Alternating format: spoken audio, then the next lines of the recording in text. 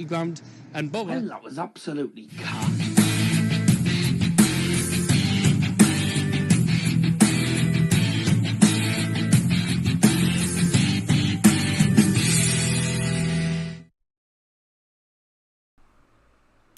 Yes, a very good afternoon to you indeed. Welcome along to Does Football Stand. It's the Championship playoff final today with Coventry City taking on Luton at Wembley Stadium.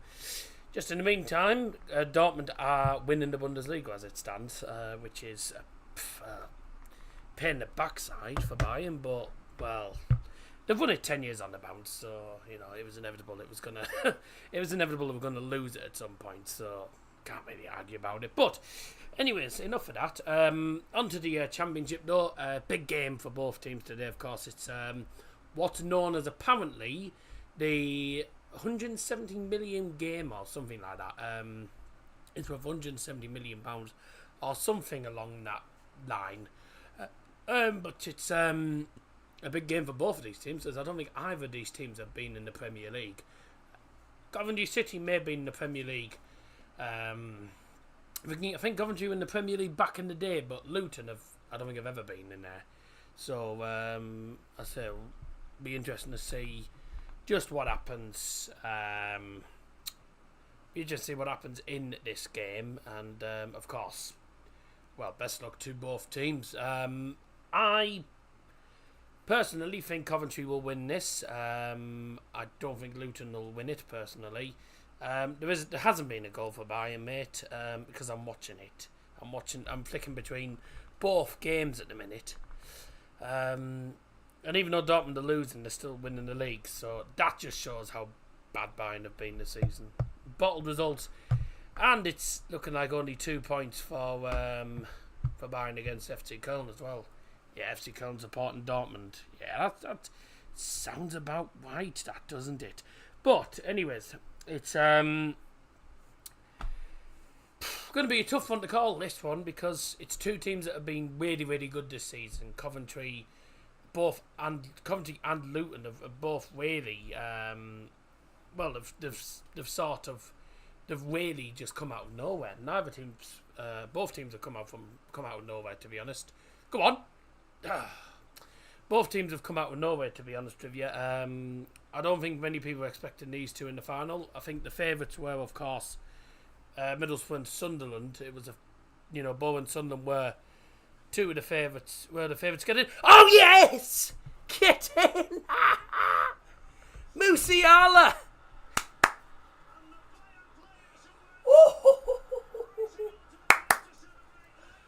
Oh my word.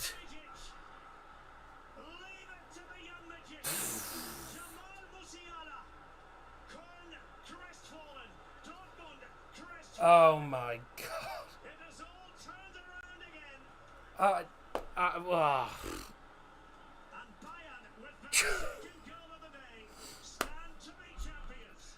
How has that happened? How has that happened? Oh my god, I was like, Bayern have absolutely blown it, and all of a sudden Musiala, with a brilliant goal, might have just won Bayern the league again. Oh, tell you what, it's been twists. It's been constant twists all day. The reason I didn't do this game, bad, was because I've been out for a lot of the day. I didn't get in till about at least half an hour into the game. To be honest, I've been flicking between games, and Sally Amberzic. Jumping up and down. Oh, sad shame. Oh my god. Musiala might have just won it. I can't believe that. Please just end this season. Just get on the next season. It's been an absolute... Oh my god, it's been stressful every 5 seconds. Back to what we were doing anyway. So obviously, as we all know, two teams that haven't been in the Premier League for years. I don't know if Luton have ever been in the Premier, in fairness. It's Coventry against Luton, two teams who got through by beating Borough and Sunderland, two northeastern clubs, completely lost it. I say we were unlucky, to be honest, to to get knocked out, but in fairness to Coventry looked like they wanted it more. And it wouldn't surprise me if Coventry do win this. I mean, I've got Coventry to go on as obviously winners today. Whether it goes to extra time penalties though remains a mystery, to be honest, because it's a difficult one to call, really. I don't know whether this will be over in the 90 minutes or whether it'll go to extra time. I mean, I've gone 2-1 Coventry, but I reckon that'll be after extra time. I reckon it could be 1-1 at full time, and then Coventry nick it in extra time. But the thing is with these two teams is there could be more goals. There could be a few goals in this, because it's the two teams that have scored loads of goals this season. Gustavo Hamer's scored quite a few goals. Victor Gyökeres, the second top scorer in the EFL Championship, behind, of course, Stu Blackpom, the Golden Boot winner, with I think 20 goals. Gustavo Hamer scored, I think, at least 10. He scored a fair few goals for them this season. And also, well, I think Luton really could have done with keeping Harry Cornick, to be honest with you, but they lost him. But since then, they've actually responded rather well, and they, as a team, they look good. Rob Edwards is doing really, really well for him. He could become, actually, I found this out online, actually, that Bob Edwards, apologies if you hear any buzzing about it, I've got a fan on because, I say, it's been one of the hottest days of the week here. It's so warm. It's really humid. There's nothing in the way of air-wise. Just terrible in the way of air. There's just no air whatsoever. It's a bit annoying. So yeah, it's been a very warm day. They describe today as hot as Ibiza, apparently. So I don't know what they're on about. 22, 23 degrees apparently today. What's it like down where you all are? As if anyone's up north, then it's obviously going to be fairly warm, but I reckon it's a lot warmer down south.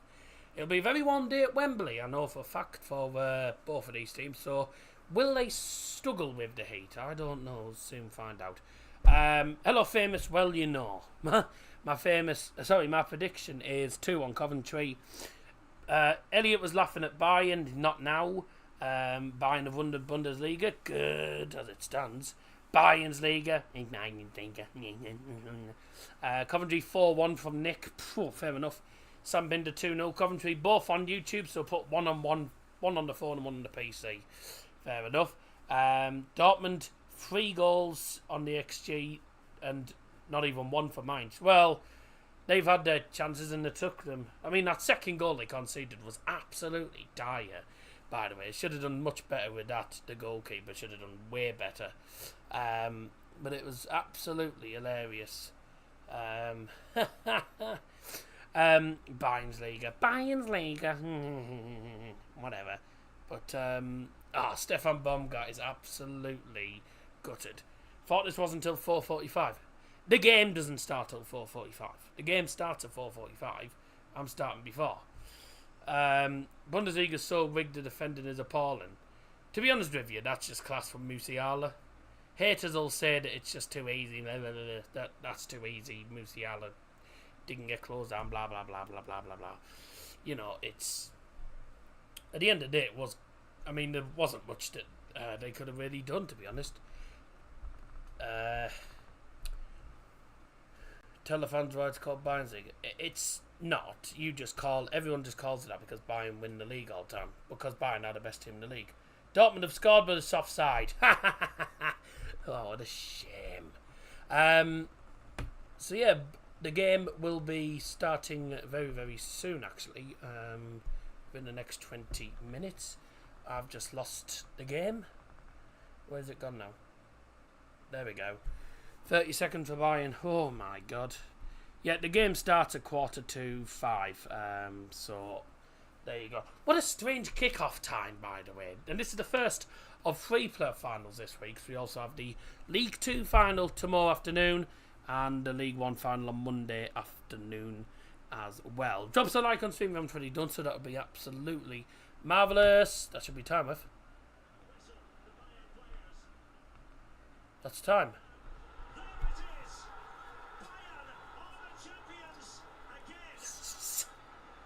Get in. Yes.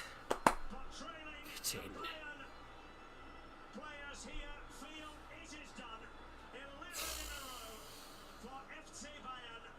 I tell you what, that's the luckiest title win. This, my God. I actually can't believe Bayern won that, because that's the most undeserved title win that Bayern will ever have. They haven't deserved to win it this season, in fairness. Definitely haven't deserved to win it this season, but you'll take it, won't you? 11 in a row. Just waiting final seconds for Dortmund. Oh, they've equalised. They've equalised. Oh! Makes things interesting then.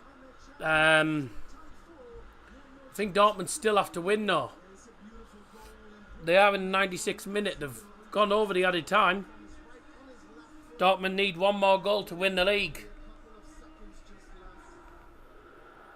Come on. Come on, Beth. We're past the 6 minutes. We've passed 6 minutes at a time now. Just get it clear, for Christ's sake, mate. Oh my God. If you join us, thanks for joining us. Welcome. It's Coventry Luton, which kicks off in the next 15 minutes. Low. No way. There's no way. Oh my God. Oh. Oh. Go on, you're through. You're through. Go on. Yes! Get in. Yes. Oh. They've absolutely fluffed it.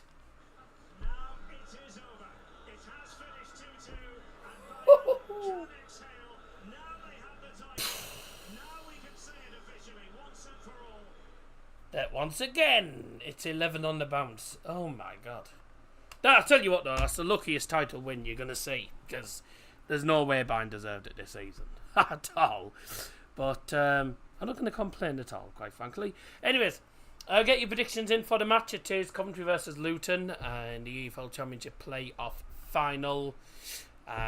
Coventry City obviously are starting Victor Gyökeres. I'll go through the starting lineups in a moment actually. Let's have a look. So Victor Gyökeres does obviously start for Coventry City along with Gustavo Hamer, who scored the winner against the Borough, unfortunately. Wilson in goal, obviously he's had a good season by the way for Coventry, I reckon. He's done rather well. Also for Luton, I beg your pardon. Ethan Horvath's been one of the best keepers this season. He's been really, really good. Tom Lockyer is the captain, of course. He's had a decent season himself. Got a few very important goals. He got a very important goal, and I think the goal had actually won them the playoff against Sunderland as well. You've also got up there, obviously, Elijah Adebayo, Carlton Morris, two decent forwards for them, and Panzu's had a decent season as well. Amari Bell is a quality player.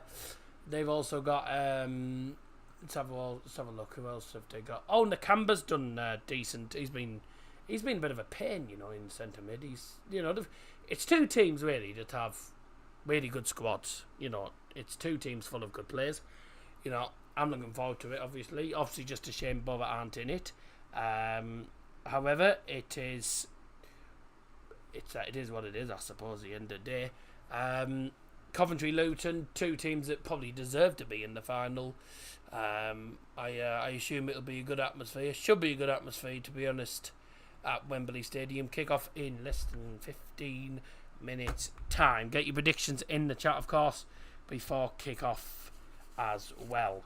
So I've gone for 2-1 Coventry, and that'll be most likely probably at the end of extra time. So I reckon it'll be 1-1 after 90 minutes. Blame Sebastian Haller. Oh, I know. I saw the penalty. Was a shocking pen. It's one of the worst pens I've seen all season. It was so easy for the keeper. But then again, I thought Bayern had blown it when Cologne got the penalty as well. So, I don't know. Scotty B's also gone for 2-1 to Coventry as well. 2-1 Coventry. I think most people are going for Coventry wins, actually, to be honest, today. Doesn't surprise me, though. No disrespect to Luton, but Coventry are a better side, personally, I think. Definitely going forward than Luton, and Mark Robbins obviously has done a fantastic job. As I was reading before, that Rob Edwards could become the first manager to get sacked and win promotion in the Championship in the same season, because obviously he got sacked from Watford, joined Luton, and look what he's done. He's in the playoff final with a chance to go into the Premier League. So he's had a remarkable season. Mark Robbins has been with Coventry City for a while, and the story of Coventry City, what he's gone through is with Coventry is just remarkable. He's done. I don't know how he's managed to put up with it, really, with what's been going on, financial issues, etc. Also, not being able to keep hold of the stadium, having a stadium share, and now he's gone from League Two, I think, to potentially Premier League. You know, it's been remarkable. It's remarkable what he's actually done for Coventry in the last few years as well. 4-1 Coventry. This is the first of three, obviously, playoff finals this weekend, with tomorrow's final taking place between Carlisle and Stockport County, and I'll be live for that tomorrow. And then obviously on Monday I'll be live, all being well, for the League One final between Barnsley and also Sheffield Wednesday. Middlesbrough bottled an easy path to the Premier League. I wouldn't have said it's easy, because, you know, I mean, a lot of people are saying it's easy, but you've got to remember that the four teams that win it, all four teams that win the playoffs, Borough, Sunderland, Coventry, Luton, all difficult teams. We had very, very difficult games against Coventry, and in fairness to Coventry, they defended really well, and they cancelled us out, and when they had the big chance, they scored it. So you got to say fair play to them. Hope they enjoy Wembley. We'll see what happens.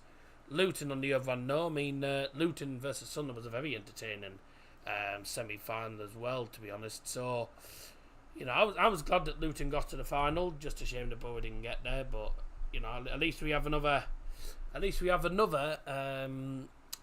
Teeswear derby to enjoy next season in Championship. But for one of these sides, the Premier League await. Kick-off coming in just about 10 minutes' time. Players will be coming out onto the field as well very, very shortly at Wembley Stadium, which is practically a full Wembley Stadium.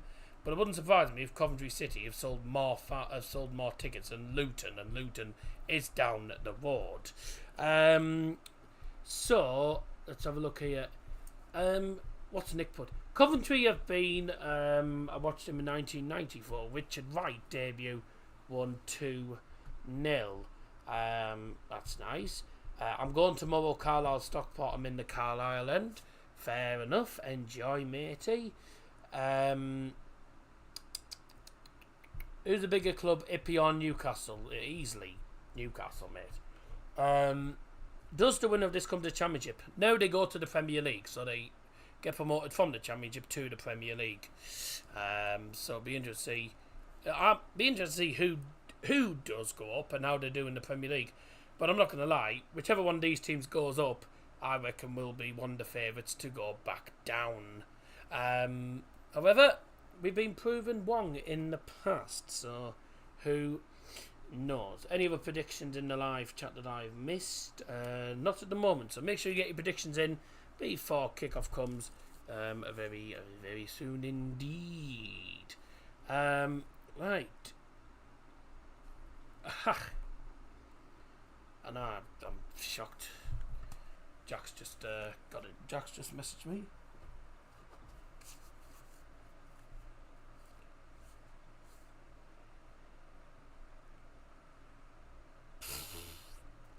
Bloody lucky, weren't we? Really lucky. If this wants to work properly, I might be able to actually see the message when this stupid app decides to load properly. By the way, Union Berlin will play Champions League football next season. Ha! Fair play to them. I mean, they have deserved it this season. They were also in contention for the title earlier in the season, but they also cocked it up. as well, and then obviously Bayern with the head. I'll tell you, it's been a great. If you're a neutral, obviously it's been a very entertaining season in the Bundesliga. It's been a very difficult one as well, actually. So there you go. Let's have a look here. Loads of messages coming through. Blah blah blah blah blah blah blah blah blah blah blah blah blah blah. Right.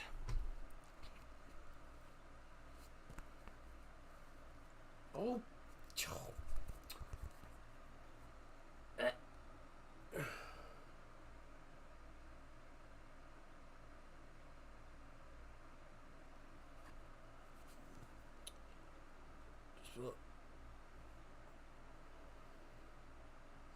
Quickly approaching.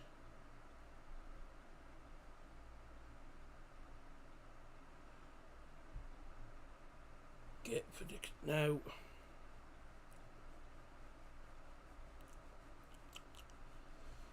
In that chat. I'm just doing me Insta story in a minute.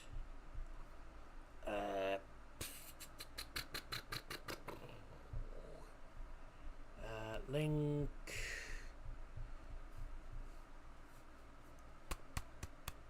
Come on, stupid app. If it wants, would help if the app decided to work for once. But the apps want to go slow today, some silly reason. Predictions 4, and then 13, 12 on pens. Fair enough. I mean, this is a game where both teams can score, but I think Coventry City defensively are the better side defensively. They've shown that for most of the season. Oh, here we go then. Here we go, ladies and gentlemen, then. Here we go. Ladies and gentlemen, this is the Championship Playoff Final. Please welcome onto the field, Luton Town and Coventry City. Best of luck to both teams tonight. Should be a good final, this. Blue. Sky blue in one end and bright orange in the other end.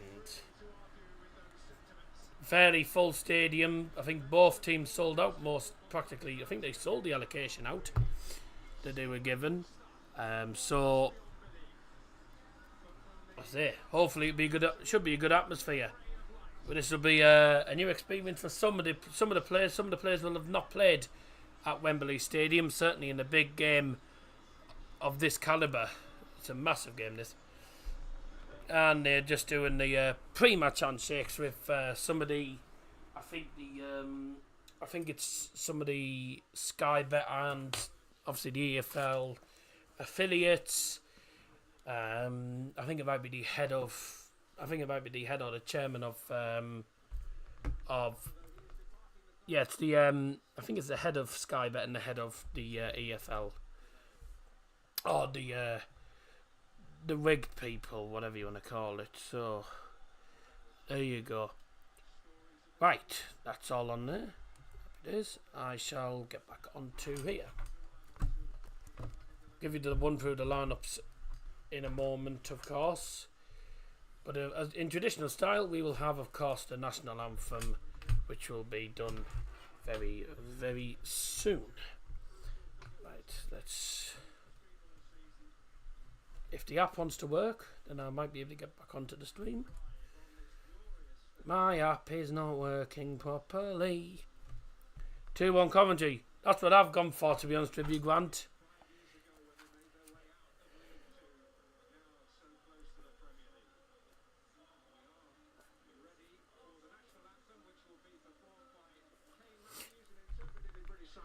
Here we go. Time for the national anthem. Here we go. God save our gracious King. Long live our noble King. God save the King. Send him victorious. Happy and glorious, long to reign over us. God save the King. Off we go. At least I didn't say God save the Queen this time like I did before. Here we go then. Time to see which one of these teams will be promoted to the Premier League. Newcastle versus Union Berlin, we should win. That'd be an interesting one. No, Newcastle would be in the... Oh yeah, Union are going to be in the Champions League. Be interesting. Ladies and gentlemen, this is the Championship final. Let's have a look at the two teams. Starting off with Luton Town. In goal number 34, Ethan Horvath. Number 2, Cody Drammer. Captain number 4, Tom Luckier. Number 9, Carlton Morris. Number 11, Elijah Adebayo. Number 13, Marvelous Nakamba. Number 17, Pelly Wudukempanzu. Number 18, Jordan Clark. Number 29 is Amari Bell. Number 32, Agabe Osho. And number 45, Alfie Doughty. Starting lineup for Coventry City. Number 13, Ben Wilson. Number 7, Brooke Norton Cuffey. Number 16, Luke McNally. Number 5, Kyle McFadden. Number 3, Callum Doyle. Number 27, Jake Bidwell. Captain, number 6, Liam Kelly. Number 14, Ben Sheaf. Number 38, Gustavo Hamer. Number 8, Jamie Allen. And number 17, Victor Gyökeres. Here we go.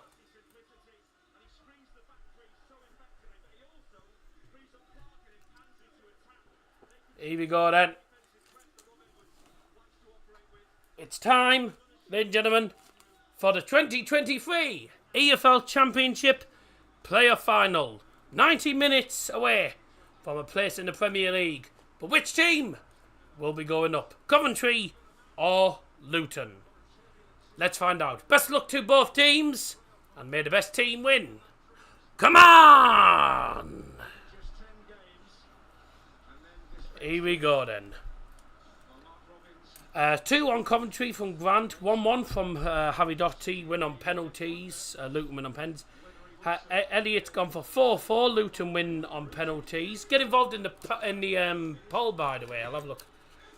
I'll have a look at the poll, by the way, as well in a second. And so Elliott. I'm not gonna lie, it's nice to have a Geordie fan in here that's not an absolute knobhead, because I've had Geordie fans in here that are knobheads, quite frankly. But luckily, Elliott isn't one, so that's good. So Elliott's gone for 4-4. Be an interesting game, wouldn't it? 4-4. And the results and the predictions only count until the end of extra time if it does. Otherwise, it'll be after 90 minutes. This is it. Both teams have played 48 games this season, including the 2 Championship playoff semi-finals. The 49th and final Championship game this season for these two teams is underway. It's the Championship playoff final. Best luck to both teams. Luton on the attack already, heading left to right towards the stand that is full of sky blue Coventry fans. And Coventry going from left to right towards the stand, which is full of tangerines or Mad Hatters. I call it tangerines because it's orange, but full of the Mad Hatters. The sky blue's one end, and the Mad Hatters at the other end. This will be good. First player final of the weekend is underway. Let's see what happens today then. Not a Luton fan, but I want them to go up. Would be some story, wouldn't it, for Luton? But I'm not gonna lie, I'd rather see Coventry's ground in the Premier League than Luton's league. Luton's probably League 2 or National League stadium. It's not really a stadium that's really fit for the Premier League, is it? Can you imagine Manchester City? Can you imagine like some Manchester City, United, etc. only accepting 1,000? Because they're away and only hold 1,100, etc. Something like that. But that's all they gave us anyway. So their wind holds 1,100, but they'd get the full stand, wouldn't they? So it'd be just under 2,000, which isn't too bad, but you'd get more. You'd get more with Coventry's. Coventry's could probably hold about 6,000. It's massive their wind, you know. So plus, I think Coventry defensively have been one of the best teams in the league. Certainly in the last couple of months, they've been brilliant defensively, and then going forward have been a bit of a menace. But Luton having a lot of the ball already. The ball went forward and was in the end bounced into the gloves of Ben Wilson in goal. Let's write that down. Harry Doherty 1-1 and 2 on pens. And I'll accept anyone wants to put the prediction in and do it very, very quickly. So I'm going to close the predictions in a few moments. Let's have a look at this poll anyway. Will you stream the final match day tomorrow? Not the match day, no, because I would have done if United won telly, but United are not televised. So no. Once I've done the final, I'll probably be doing things. I won't be streaming the final match day, but I'll either be watching United's game with Liam on Liam's phone or something, because Liam will be able to access it, but his is about 2 minutes behind normally, so there's no point, you know. But I'll probably be flicking through all the channels anyway on the final match day. So I'll just be keeping my eye on the Prem. I mean, really, it doesn't really make a difference if United win or not, because we're finishing in the top 4, same with Newcastle. But obviously, it'd be good to finish third, but I don't think United would finish third, to be honest. Unless we beat Fulham, and Fulham weren't easy. They weren't an easy team to come up against this season. Just having a look at the poll. 53% of you have gone for Coventry City win. I'll end the poll now, and it should come up in the live chat. There you go. So if you look in the live chat there, just the bottom. Actually, I'll come back to it in a second, because Luton have the ball in the attacking third. Doughty on the left-hand side. Plays it forward. And Clark has won himself a corner. Good shielding the ball. Corner for Luton. The first set piece of the game. 15 votes. 15 of you have voted, so thanks to everyone who voted. 53% of you have gone for Coventry City win. Luton 46%. So I say Coventry are the favourites with regard to the live chat, but it's still fairly even. It's anyone's game though. Coventry on the back foot at the start of this game. Luton having the better with the first few minutes. That's headed forward. It's deflected. Has it gone in? Has it gone in? It has gone in, but let's have a look. Offside. Don't forget VAR is in this final. VAR will be used in every single player final this weekend. So VAR will have a look. If corner comes into the box, it's headed forward. Could be handball, to be honest. And well, it does go in the end, but I don't know about that. Let's have a look. Forward, headed forward, is it from Lockyer? Takes through deflections. Keeper tries to keep it out. Well, as far as I know, VAR was in the finals. That's what it said. They said that VAR was going to be used in the finals, but it doesn't look like it's been checked. So It's offside. It was a Luton goal that was disallowed in the end. I think it was was it Nakamba? Who was it? Who was it who was actually in the offside position? Let's just have a look at this again. So it's have a look. Oh yeah, he's offside, isn't he? Yeah, he's offside. You don't need VAR for that, to be honest. Yeah, doesn't go in initially. Does go in on the second attempt, but it was. I think it was Nakamba. Was it? Was it Nakamba? Probably. I don't know exactly who it was. It looked like Nakamba, but it was just in an offside position. But that's a wake-up call. So Luton had a goal disallowed. About time I closed the predictions anyway. So there you go. Here's what I talk after that second leg against Sunderland. It was the size of the pitch which enabled Luton to win. Probably did help them with the way that they played. But actually, look at that away record this season. Second best. Got me iron blue ready. Plenty of big pitches that were mentioning better than their home record. I know for a fact that one of the chants that Coventry was singing, it was one of the only chants. I think it was. I heard it so many times at the Riverside. Is the whatever chant it is that they always sing? I can't remember what it is. Something together or something. Together. I can't remember how the chant goes, to be honest with you. But I'm not a Coventry fan, so I'm not going to know their chants, am I? Welcome to those who joined. Thanks for joining us. Drop us a like on the stream. Get involved in the comments on the live chat. Who's going to win this game? Well, let us know. I say I'm looking forward to seeing what happens in this match. We've had a goal for Luton disallowed. Offside. Apologies, it was not Nakamba then. So who was it then?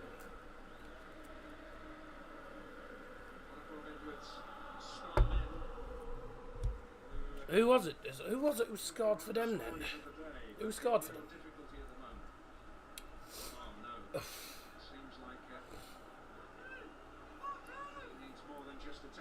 Oh dear.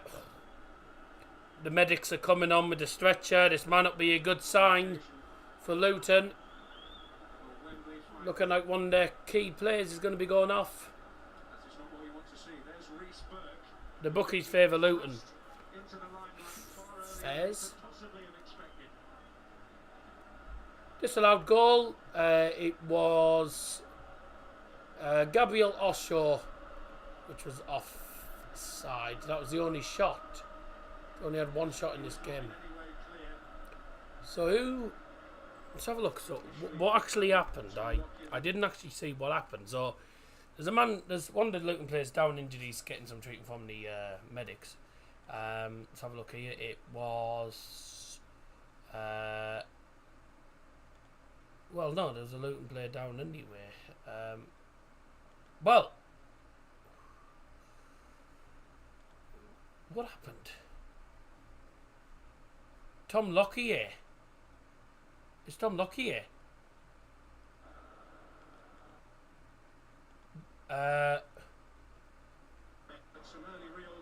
What's actually happened? It was Tom Lockyer. Tom Lockyer just fell.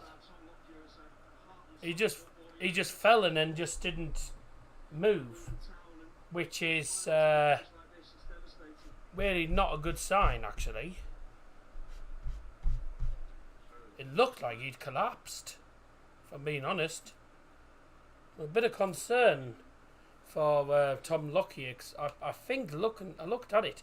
No one's anywhere near him, and he just fell to the ground and then didn't move. It looks like it looked to me like he'd collapsed.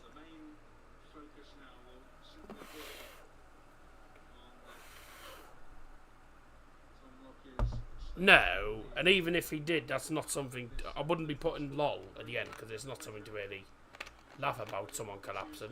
I don't know. I don't know what's happened. I literally watched. No one's anywhere near him. He just suddenly goes down.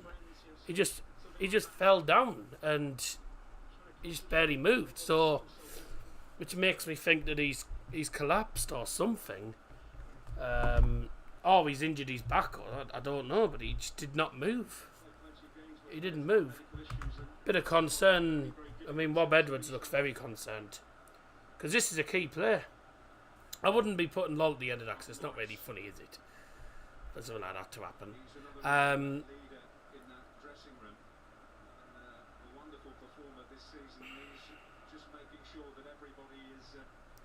I don't think he has, but you know, I mean, even if he has or he's not, it's, you know.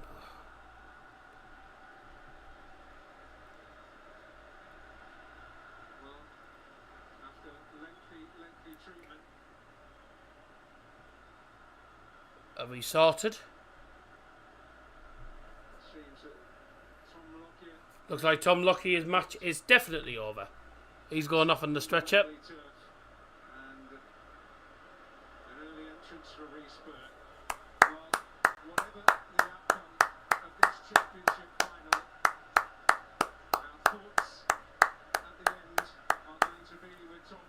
Tom Lockyer, the captain, is going to be going off on the stretcher.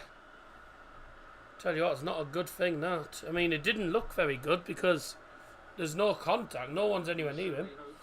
And then, of course, all of a sudden he's just down on the deck. I didn't know what had actually happened, but it doesn't look very good anyway. Fingers crossed that it's nothing too serious for Luton, but I mean, Rob Edwards does not look. He doesn't really look particularly chuffed. He looks pretty distraught, actually. So, might not be a good sign. Substitution brought to you by Davil Johnson for Luton Town. Enforced substitution. Gone off is captain number 4, Tom Lockyer, and he's been replaced by number 16, Wiesberg. So that's about. I mean, how long was that? 5? How long was that? I mean, that took for ages. That. So, what was that? 5 minutes? Was it about 5 minutes to get the game started again? Yeah, about 5 minutes. Yeah, about 5 minutes. That. So that's about. You can add about 5 minutes of added time there at the end of the half. I don't know what happened. See if it says here.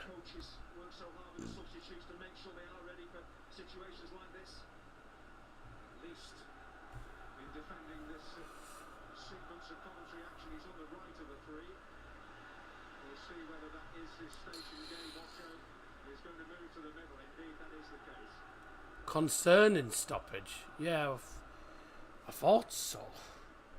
Bayernist Meister, you'll drink red wine. I won't be drinking red wine, mate. I'll be drinking iron brew. But Bayern did not deserve it this season at all. They did not deserve it. FC Schalke have again been relegated. Oh, that could have been a goal. Bit of a let-off for Coventry. Schalke have been relegated again. Dear Lord. What's happened to Schalke? Elliot saying what? Oh, are you replying? Are you on about the comment that says not funny? It's because you put lol. It's because you put did he die and then you put lol at the end of the message. Because this is why I say you got to be careful with social media. People might take it wrong. I mean, I don't know what happened. To me, it looked like he'd collapsed. Simple as that. It looked like he'd collapsed. We don't know what happened. It was very, very concerning, though. But we'll know that. I'll find out later on exactly what has gone on and what happened. So it just suddenly, literally, he's just because he was just stood there. He was just stepping back, and then all of a sudden we just see him flop on the ground. No one around him. He just suddenly flops on the ground, and then he doesn't move. And that, when you see something like that, is very, very concerning. And I don't know that could be to do with the heat. I don't know. You know, I mean, Lockie went down like a sack of spuds. Well, yeah, but I don't know what had happened. So I say we'll no doubt find out later on, but it didn't look particularly promising. That it looked rather concerning, if I'm being truthfully honest. Corner for Luton, who probably had the better of the first half so far. They've had slightly less of the ball, but Coventry have done nothing when they've had the ball.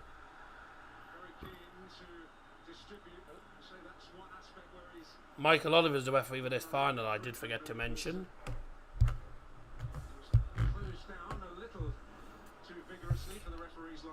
No, Bayern's tradition is drowning each other with beer.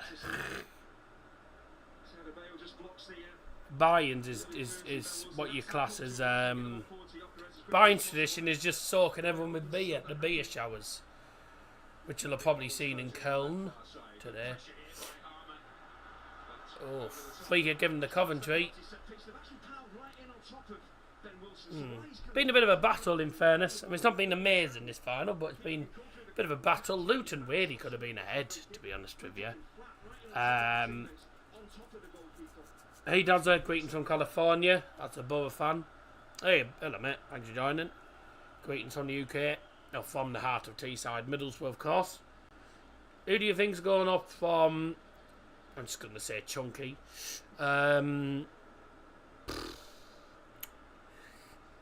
mean, to be honest with you, Luton looked the more likelier to win this, but I've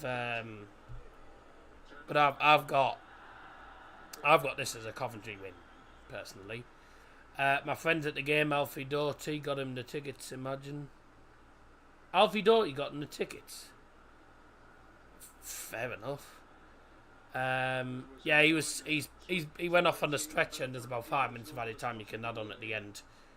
Bayern Munich tradition: drink a thick Portuguese port in the hot tub with cigars. Yeah. Too bad for Dortmund, but apparently they were celebrating last week. Must have had a hell of a hangover. I just think they lost concentration. I think they just underestimated Mainz. You give a team like Mainz, who are known for scoring. I mean, they beat Bayern. You give a team like Mainz, and I know because I watch Bundesliga all the time. Bundesliga and the Bundesliga Championship, the Premier League, so Bundesliga Championship and Premier League and DFL. I mean, most watched leagues, and also obviously the Mask League as well. But you've got teams in there like Mainz who, if you give them opportunities in front of goal, they can score. The goal that actually made them go 2-0 up was terrible. It was a terrible, was a really, really terrible goal to concede if you're Mainz. You know, sorry, if you're Dortmund, I mean. But the goalkeeper was just so bad. Really was. I've never seen such bad goalkeeping, quite frankly. Travis, hello Travis, thanks for joining. Evening does in chat. Just watching it back, looks like he fainted, lost consciousness to me. Worrying stuff, gutted for Lockyer. I did say that I thought he'd collapsed. It looked like he'd collapsed. I don't know what had actually happened. Well, we'll no doubt find out maybe at half time or after the game. Ooh, but it's a shame really because he's a very good player, Tom Lockyer. So Luton have lost one of their key players. Gives Reece Burke an opportunity though, I suppose. So, you know, he is a key player for them. Really, really good player for them. Dortmund 2-2, but too late. Sad shame. I know how sad. Dortmund's defence has been poor all season. Mate, so's Bayern's. Like, Bayern have been leaking goals like a tap. You know. It's been quite an entertaining season. That's an opportunity. Oh, bye! Rob Edwards getting the Luton fans' spirits up. There's a good opportunity, but he just sends it. I mean, that's closer to going out with a stadium, that. It was into the box and it was Morris on the volley. Way! Straight over the bar. Bye-bye! Mainz lost 5-1 to Stuttgart last week. Yeah, but you got to remember, Mainz weren't really playing for much. Stuttgart needed a result more to get themselves out of the bottom two. I think Stuttgart have finished 16th, which means if that's the case, they play in the relegation playoff again. We'll see what happens. Go on, have a go, Ade. Offside. Still up there. That's a foul anyway. Bellingham missing was probably key. I don't know why I didn't start Bellingham in a big game like that. I mean, that was daft. What do you think of buying in the league again? Yeah, well, I was. I'm chuffed. Tom Lockyer was taken from the pitch by the medical staff, both from Wembley and from his team Luton Town. He was conscious, but when he passed through the tunnel, he's been taken to the medical room. We are not yet aware of the actual nature of his distress, but his parents, who were both here today, have come down from the stand, and they are now in there with him. And as soon as we have further information, we'll bring it to you. It goes without saying that we wish. So he went off the pitch conscious, and he's in the medical room at the minute. Tom Lockyer.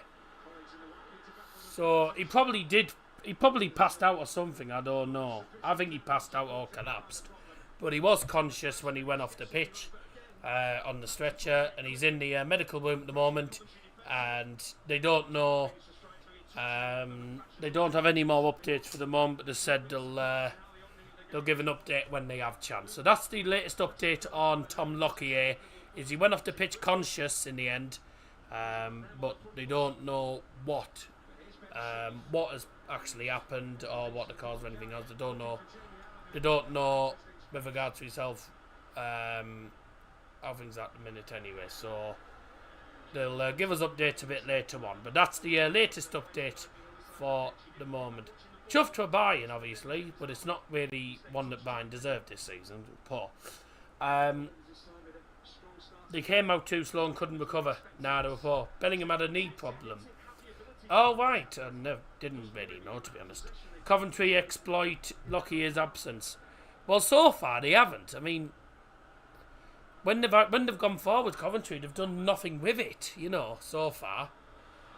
Luton are actually defending rather well. So, could be a game that ends up...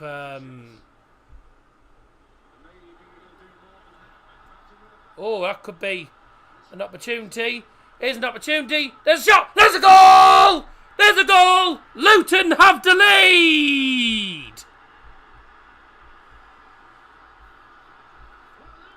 Oh, wow.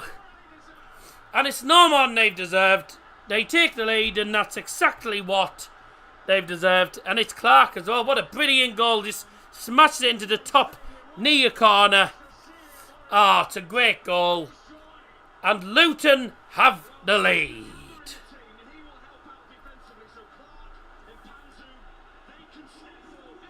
Oh my God. All from a Coventry attack. All from a Coventry attack as well. Adebayo, thank you, I'll have that. See you later. Plays it back. Oh, it's a smashing goal. What a cracking goal. It's super. It's a superb goal. It's no more than they've deserved as well, you got to say. There's no more than they've deserved.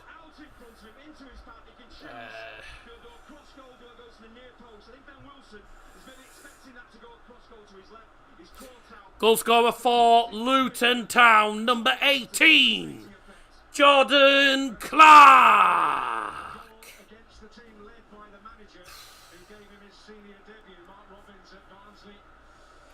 Luton with the lead. And I tell you what a remarkable story it would be if they did get promoted. They've gone from League 2 to the Premier League in a couple of seasons.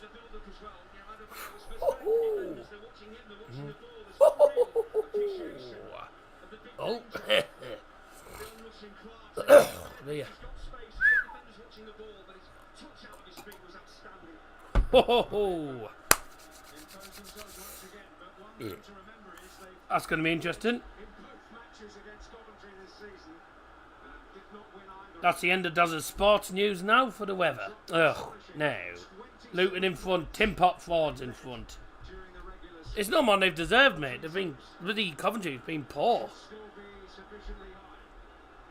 Can't wait to go to that stadium. Amazing story, Luton, when you think they were non-league a few seasons ago. I know. Remember when he had the plastic pitch? Yeah. David Fleet tell. What time's the weather report? And today's weather is very warm with a lot of sunny spells possible along the west and in the centre of Middlesbrough. Obviously, we've got loads of sun. It's going to be very, very humid today with highs of about 23 degrees. That's the end of the weather forecast. Time for the football. 1-0 to Luton. Ladies and gentlemen. And it's a great goal. I mean, it's all from Adebayo just out-muscling the defender. Shields it well and then pulls it back to Clark, who just takes one touch and then he smashes it into the keeper's knee post. Keeper shouldn't be getting beaten there, to be honest. He just smashes it in. It's a great goal, but for Coventry, that's a poor goal to concede and a really poor first 25-26 minutes. No shots whatsoever for Coventry. Luton have had 5. Luton have played a lot better in this game. I remember when they had the plastic pitch, which was so hard, the ball bounced on the surface and bounced over and out of the stadium. Yeah, well, that won't. They'll have changed the pitch now, obviously. Gotta say, Coventry are terrible. Of course, they turn up when they're playing against Borough, but when they're playing Luton, they haven't turned up here.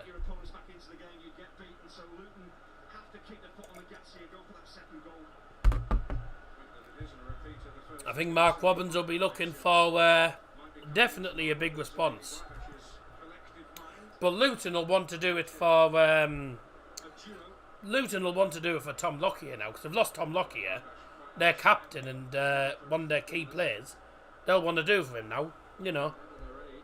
All about taking your chances. Yeah, and Coventry haven't even had a chance, in fairness.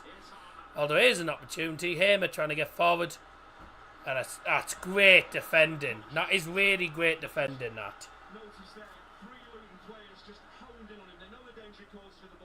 Just sort of doubling up on them, aren't they? I just don't think Coventry can overcome deficits.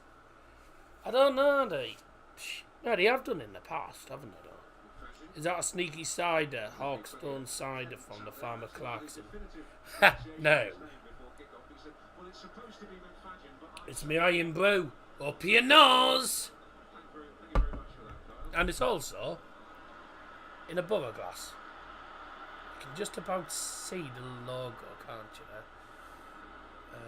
There you go, you can see the logo. It's not really that clear, is it? They win again, Luton. It's Morris! Blocked! Another shot! Oh, it's wide.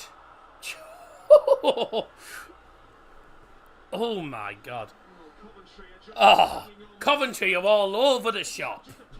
Why couldn't they play like this against Borough? My God, Borough would have played better, if I'm being honest. I tell you what, it's a great block though. Adebayo's shot, he hit on the volley, gets a terrible connection on it. It's nowhere near. Should have done better with that. He should have just took his time with it. He had a little bit more time, I reckon. Oh, there's a Coventry player down injured now. I think it's from the block. It's Doyle who's down. What a Doyle.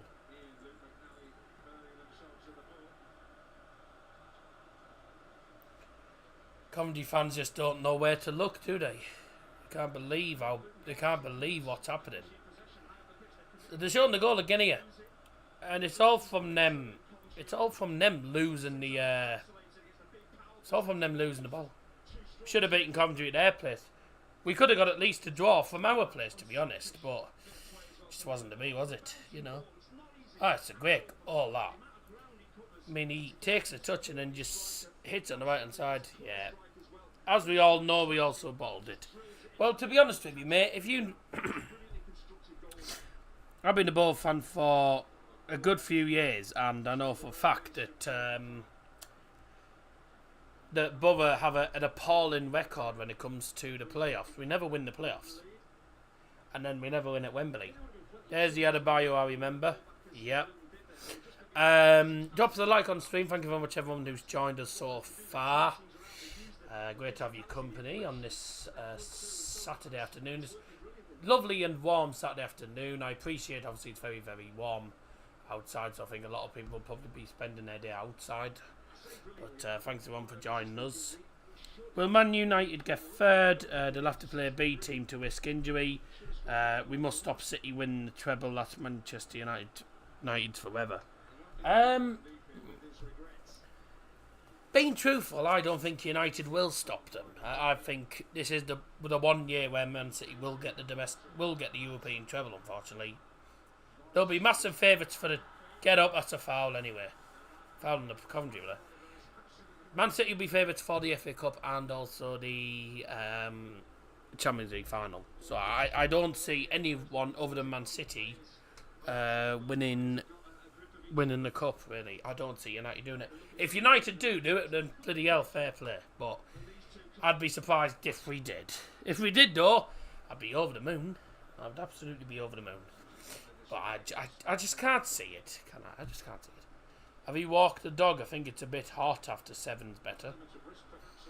Well, it's not our dog, actually. We're looking after someone's dog at the minute. And my girlfriend, who's actually downstairs, she took the dog out for a walk with my mum earlier on. Or should I say the dog took her for a walk, because you can't walk the dog really drags you out along the street. So the dog took her for a walk, you mean. But yeah, it was boiling earlier. It was so humid today.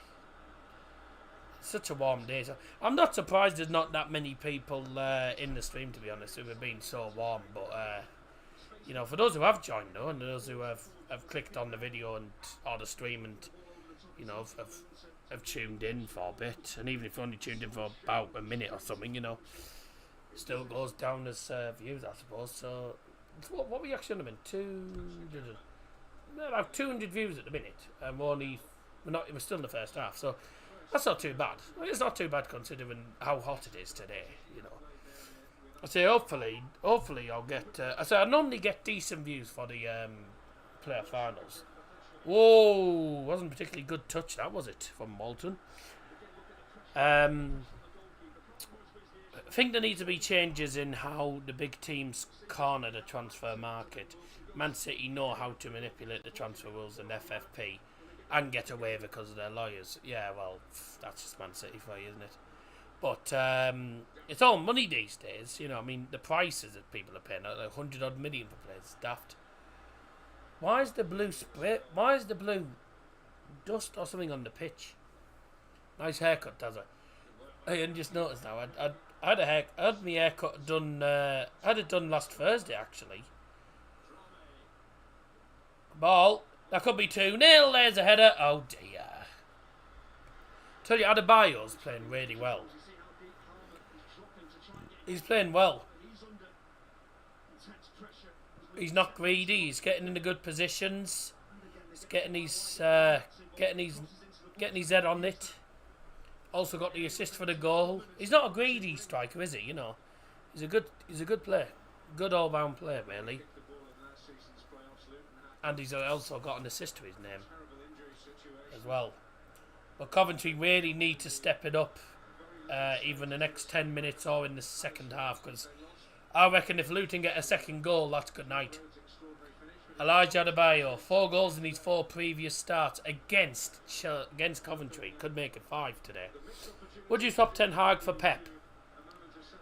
I mean,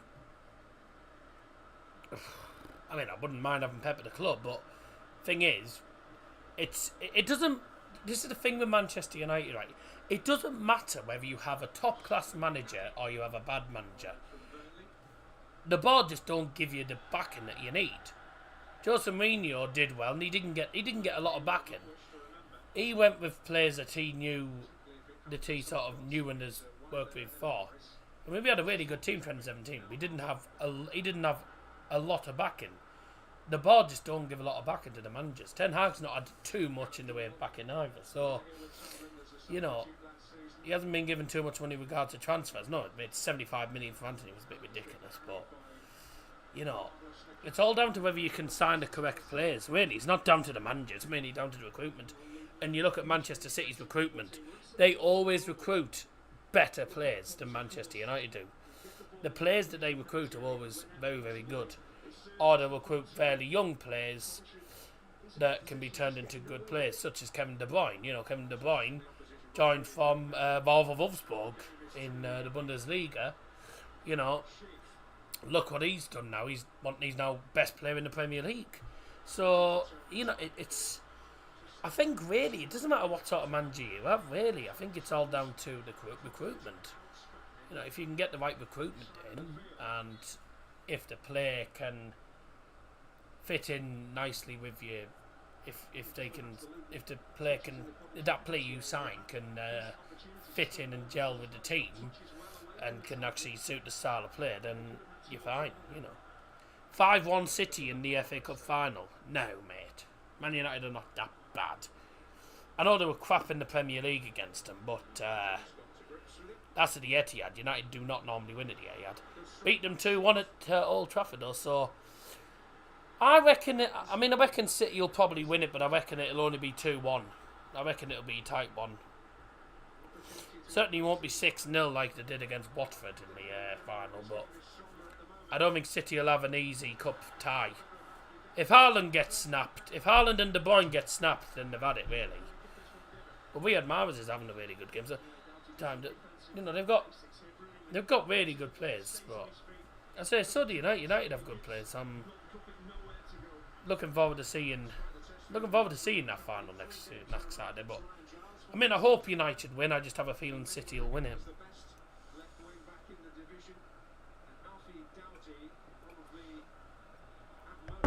I don't see United defence coping. To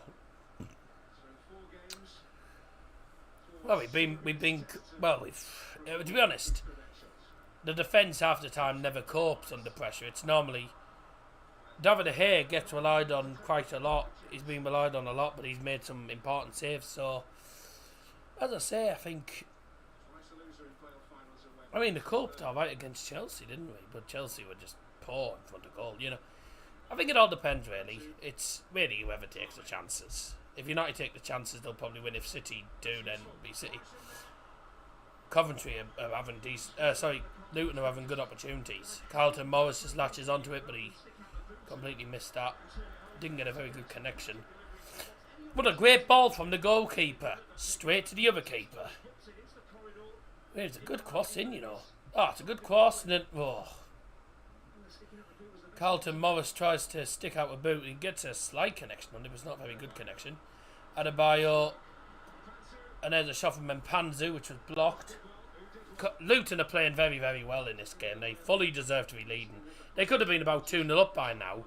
And on the poll, only 47% of yous actually went for Luton to win. I mean, there was only 15 votes, which isn't too bad, I suppose. But if you have a look, you scroll up the live chat if you can, it'll come up with... Oh no, it doesn't, it's disappeared.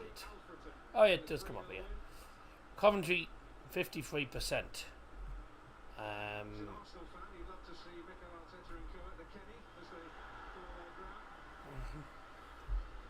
Luton have played well, don't look like losing. Coventry have barely tested them. Perry, Ruddock and Panzu. Or Headband, whatever you want to call him. Having a decent game as well. And Panzu had a bio. You know, both of them having really good games. Morris has had one or two opportunities. Luton have had way more opportunities. Haaland will get Ballon d'Or. I doubt it. I don't think so.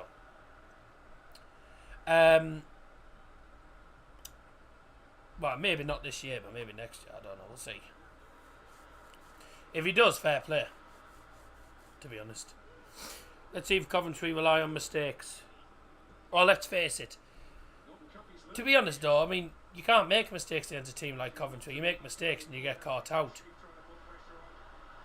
I think the goal we conceded actually was from a mistake. We got caught out on a mistake, I believe, from a poor pass something, and they just went forward and they scored. So, but you can't make mistakes against any team, certainly in a game of this calibre.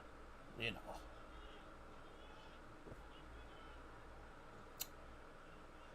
Five to go in this first half. And Coventry heading in with Coventry heading in, well, really on the back foot and needing to respond. This could be 2-0 Luton. There's a deflection. It's in!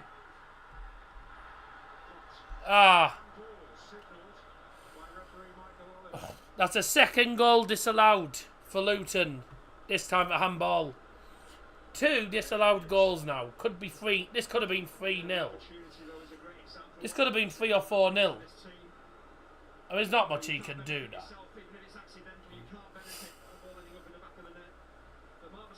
I mean, I'm not going to lie. There's not much Nakamba can do now. He doesn't know that's going to hit his arm. But yeah, quite rightly, it is handball though, and whether it's accidental or not, it's still classed as handball. Tell you what though, Coventry are really lucky that they're not 2 or 3-0 down. That's 2 disallowed goals they've had. 1 for offside, one for handball, and then the goal they did score was a very good goal. So Coventry are lucky that it's not 2, 3 or even 4. I mean, Coventry could be completely out of the game now. Luton could be out of sight. You know, they've been absolutely magnificent. That's not a bad ball, actually. Claims handball, never handball. Oh, Coventry away. Here they come. Here come Coventry. Gustavo Hamer in towards the penalty area, towards Gyökeres. Completely misses everyone. Gyökeres still gives chase. What was coming there, and he got goal side of the Gyökeres, made it difficult for the striker to get to the ball. Boy, Coventry fans could have been forgiven for going home early if they'd been 3-0 down. There was some Plymouth fans quite a few Plymouth fans left early when they were 4-0 down against Bolton, which I don't really blame them. Ball in. Oh, it's in there. Bye. There's the first shot of the game for Coventry. Gustavo Hamer sends it over the bar. But that was lucky. Luton got lucky there. It was a good play. Ball in the box. The keeper completely misses it, and then Gustavo Hamer just doesn't get his footing right at all. He just completely volleys it over. Has Gyökeres touched the ball yet? Yeah, he gave chase to the ball literally about 30 seconds ago and got it. But he has been really quiet. Hamer's always been a quality player, but Gyökeres has been really. I think the doubling up on Hamer and Gyökeres really. Coventry coming to life, maybe. Well, looks like it. And here's Gyökeres with the ball. And this is an opportunity for 1-1. Can he get the shot off? No, he can't. Still with them. It's Sheaf now. Coventry still working with the ball. And that's a poor pass. Here come Luton coming forward with Doughty. Got a man on the overlap, which is Carlton Morris. That's good defending from McAnally. And he's won the goal kick as well, actually. When's the last time Luton win the Premier League in Coventry?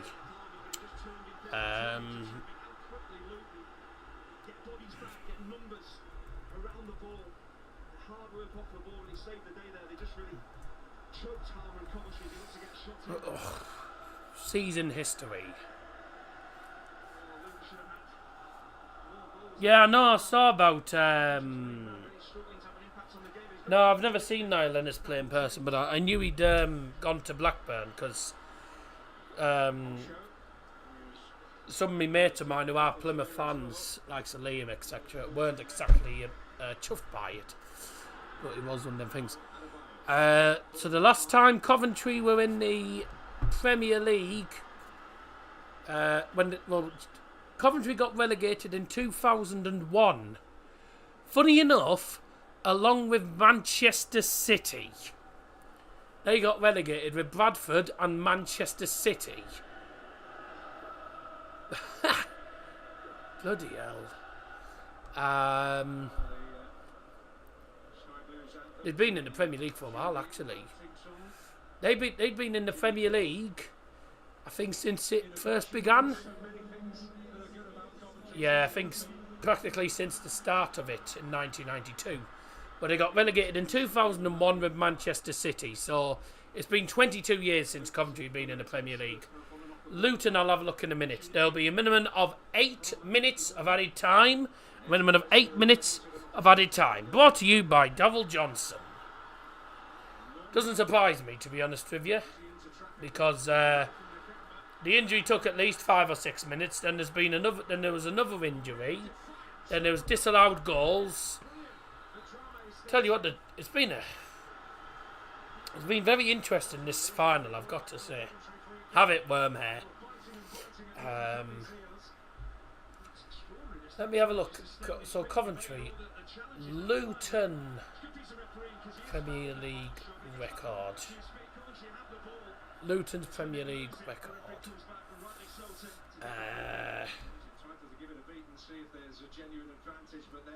Have Luton ever been in it? Surely they've been in it. They may have been in it when it was called the top division, the first division, but whether they've been classed as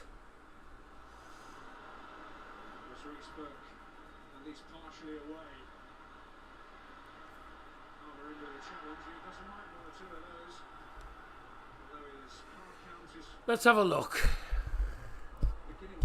Let's have a look at Luton then. Oh, Mumbai. You mean Ballymumba? Yeah, very good player.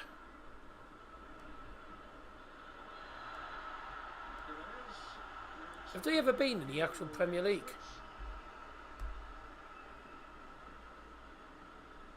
I don't think they ever have been in it. First division.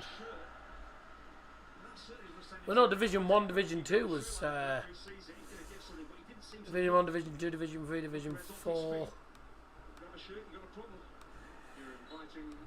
Let's have a look here. Div 1 Football League First Division. That's still in there. Still in there for Coventry. Can they get the shot off? I'll have them look in a tick. Oh.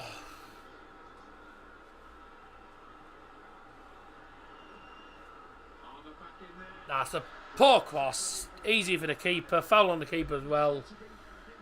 And that's a free kick. Football League First Division. So this... Winners of the First Division became English football champions. So that's what became the Premier League. So they have been in the First Division, but they haven't been in what's classed as the Premier League. Hot in the dungeon, Dazza. No fan. I'm not in the dungeon. I've got the fan on. I've got on the fan here. But I haven't got it on too loud or anything. Div 1 is the top division. When's the last time they won League Div 1? Division 1! No, that would have been it, wouldn't it? Well, it's the battle of the Northern Powerhouses in the remaining playoff finals. Carlisle against Stockport tomorrow in League 2. Note the earlier kick-off time. And Barnsley against Sheffield Wednesday, led into action by Michael Duff, centre of the picture there. So they had been in the Premier League, got relegated in... oh no, so that was the Championship. No, so they got relegated 1992-93. Division 1, replaced Division 1 of the Football League, the top league in England, Premier League. So they were in the Premier League till 1990. 1993 they got relegated, so it's been 30 years since they were in the Premier League and 22 years since Coventry were in the Premier League.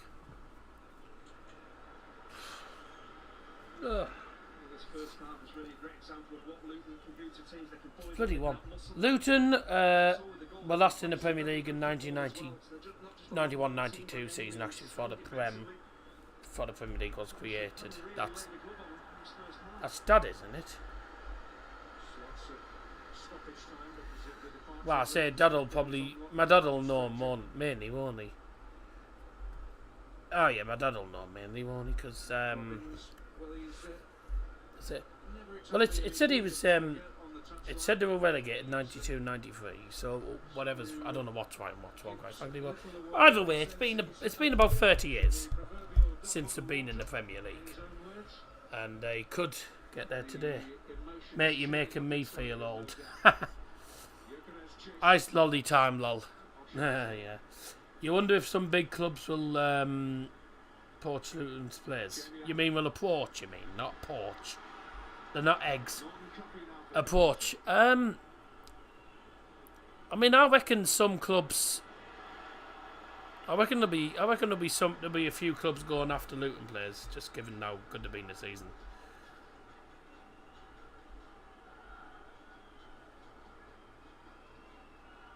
Good. Even that's brilliant.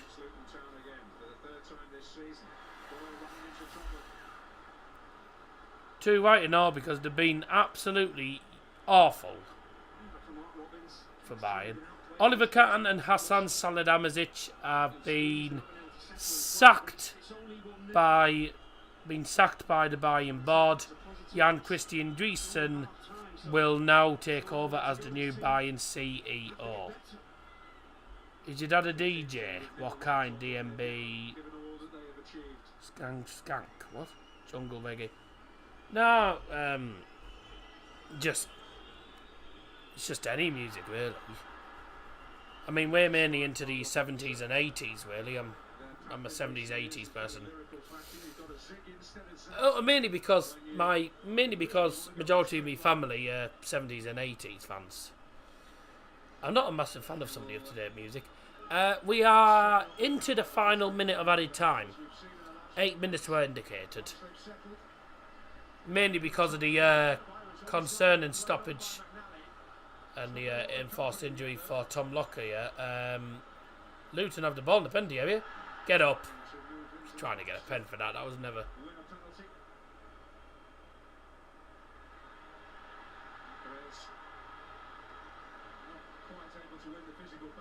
Certainly an aspect of his game that they feel that Coventry has improved greatly this season. Ability now to roll many a defender. It wasn't quite as consistent before. This is Doughty. I don't know why he did that. He has been consistent. Morris. Well, they have to get up on him to beat it. Reece Burke. Are we fine now? There we go. Sorry about it. I don't know why that happened. I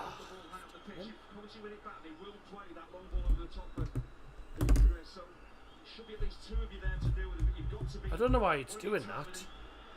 I've got my phone on sleep mode. I've got all the notifications turned off so I don't get notifications on the phone, because I'm using my mobile data. Don't trust the bloody Wi-Fi at the moment because it's been daft.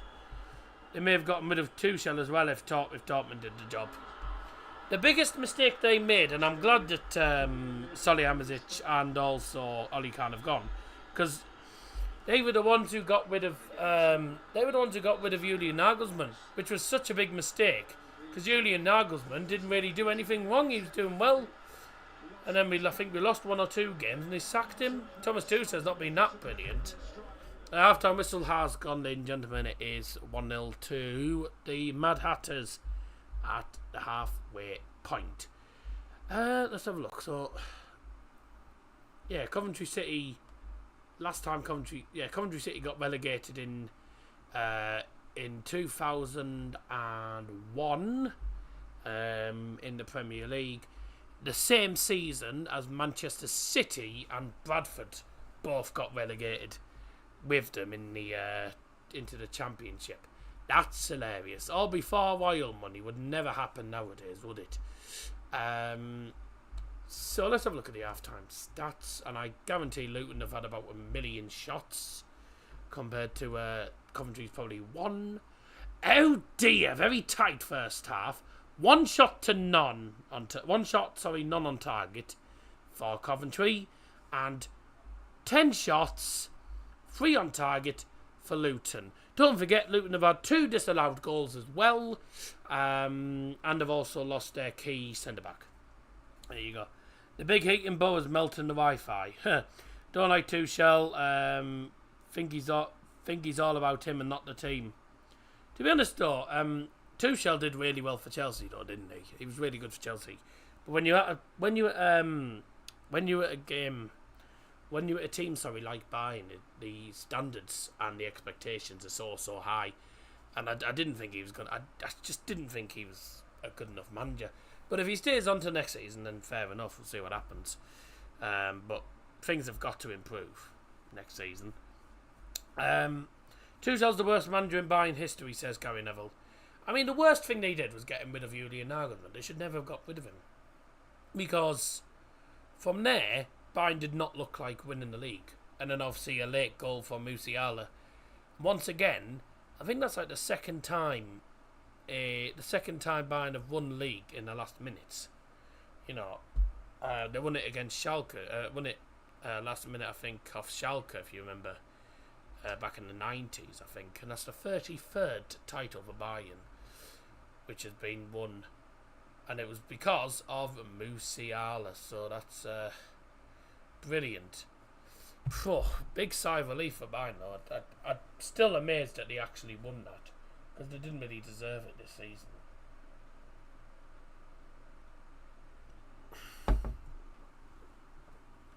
Like a squad battle game. Tell me about it. So the goal from Jordan Clark is what separates these two sides going into the second half. The Sky Blues have been cack, just by the way of a capital cack. FC Bayern München champions again, for an 11th time on the bounce. Bayern only just to say get over the line. 89th minute winner. I mean, that's good. I mean, that's quite something. Bayern enjoying lifting that title again, haven't they? Hearts have secured a European spot by drawing against Hibs in the Edinburgh Derby as well.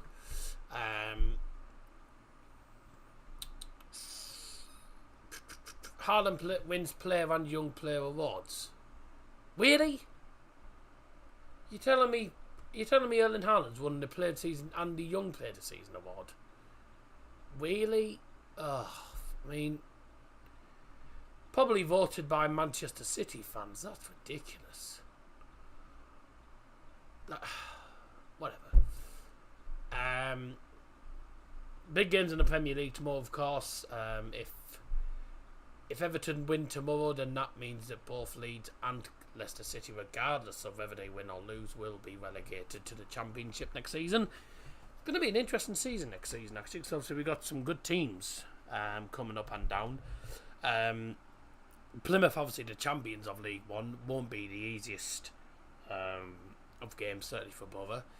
I don't see why we can't win against them personally, but it won't be that easy. They have a good home record.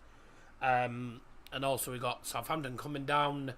That is going to be difficult. I mean, they, for me, are one of the they're my favourites actually for top two, if not the title. I mean, they're definitely one of my favourites for the title. Definitely top two.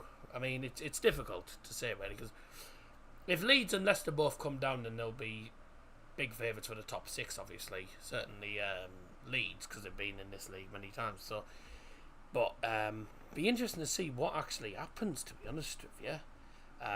We've got who else we've got? Ipswich as well. Ipswich coming up. You know, they've been in the Championship for years. They were in the Championship for years and then went down to League One. They were struggling to get out, but they managed to finish second in the league on the last day as well. Again, a title that came down to the final day. Plymouth, thankfully for Plymouth, they won it. And Ipswich came up as well, so we get to see the East Anglian Derby once again next season, which I'm looking forward to seeing. But also we've got I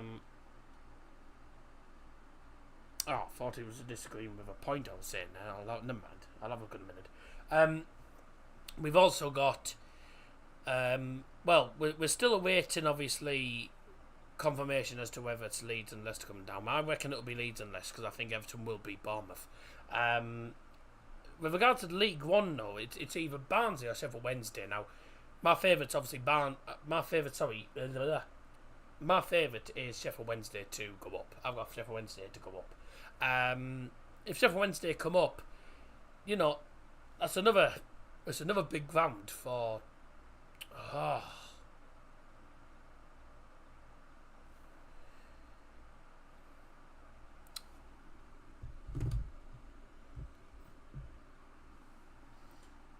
Stop doing that. Right, it's as you were. What was I saying?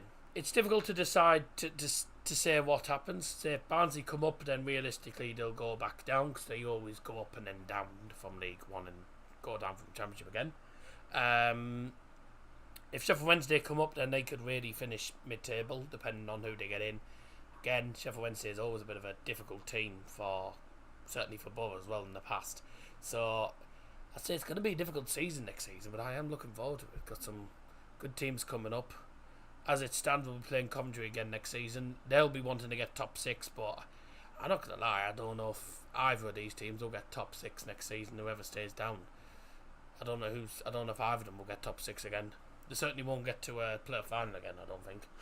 So, biggest chance really for both of these teams. What we having a look? Mainly 80s, karaoke as well. A lot of leagues in Europe have the same problem right now. France, Spain, Germany and England have one standout team. Well, it's because they are. It's just quite simply because they're the best teams in that league. They're the best teams in them countries, aren't they? I like Sam Allardyce coming to United expecting to win the treble. He's 1980s football, long ball, commit fouls, no tactics. It's as good as I've seen Adebayo play. Normally looks completely out of control, but that was brilliant touchline work for the goal. Want to show the grandkids. Yeah, I mean Adebayo's been he's been pretty instrumental for Luton in this first half. He's played really, really well. You know, some of his older play as well is good. You know, he kept the ball in play for the goal at the touchline, and then managed to shield the ball against the defender. Played a perfect pass to Jordan Clark. You know, it was such a great goal, and it was mainly all because of him. But that just shows that Coventry can be caught on the counter attack, and they conceded from their own attack. So this, I'll say, that really could be the goal that wins it. In fairness to you, but I reckon there's another 1 or 2 goals in it. I reckon Coventry might respond in the second half. So it'll be interesting to see what happens. I'm looking forward to seeing it. What a load of crap that was. No. The term we use here is cack, mate. I totally disagree with teams being owned by institutions like the Saudi government or the Emirates. Fair enough, to be honest. I mean, to be honest, football's never really been the same since all these massive owners have come in. I know United are still trying to get the Qatar owners as well. I mean, United are going to turn into a money club, aren't they? So, it's all money now these days, and it sort of ruins it, because you got to remember that the clubs that we have now, a lot of them were actually founded and were actually funded by the fans, and a lot of them were fans clubs, and now you just get money for free these days, and the prices of the transfer prices and the wage prices, etc. these days are just ridiculous. But it's all money now, isn't it? It's all money these days. The winner, by the way, gets well over 100 million. So it's just ridiculous the amount of money that's in football now. If we had, I bet if we had, I mean, I'm not going to lie, if we had, I mean the leagues, those leagues that people were, that Borough fan in the chat was going on about France, Spain, Germany, England having one standout team. If it wasn't all money, put it this way, we'd have seen different teams winning the leagues every season. It wouldn't have been just Manchester City. Manchester United won the league, have won the league 20 times. Liverpool have won it 19 times. And a lot of the times, it's not been due to the money. It's been due to the right recruitment. It's been due to having class managers. And it's not been really anything to do with spending massive amounts of money and all that. So, but now it's just all Man City. Man City just buy the league now. You might as well call it. Let's just call it the City League instead of the Premier League, because that's literally what it is now. Was it Bayern fans that were throwing bananas on the pitch and making monkey chants? When exactly you on about? It won't have been. I don't know if I can't think it'd have been Bayern. No, I don't think it was Bayern. I'd have known about it if it was. I know it was. Well, I know Valencia were doing it the other day to Vinicius Junior, and I've got no time for racism. I just don't see. I just do not see the need for it. I don't think there's any need for it. I think it's absolutely disgraceful. But at the end of the day, there's some saddos out there. You know, you think, look at this guy. Yeah, we'll racially abuse him for the hell of it. Yes, you might think it's fun, but no one agrees with it. If anyone does agree with it, then you're just daft. Personally, I don't agree with it at all. Someone's actually at the game. Ha! Nice.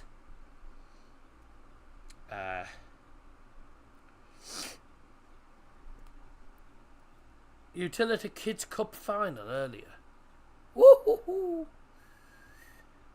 Watford's kids, I think it was, won the Kids Cup final on the pitch. Fair play to them. Fair enough. At least that's something Watford have won. That's something. Right, second half is going to get underway very, very soon. We're just going to go for a very quick break. I'll be back in a tick.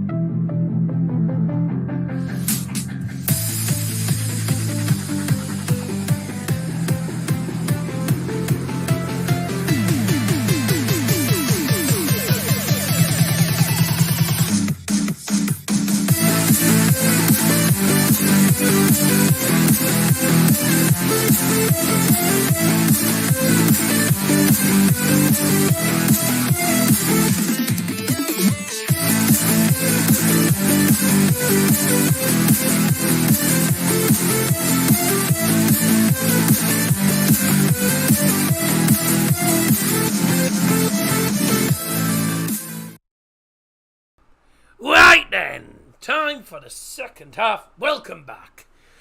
Second half is going to get underway in a moment, ladies and gentlemen. And Coventry are going to make a sub by looks of it at half time.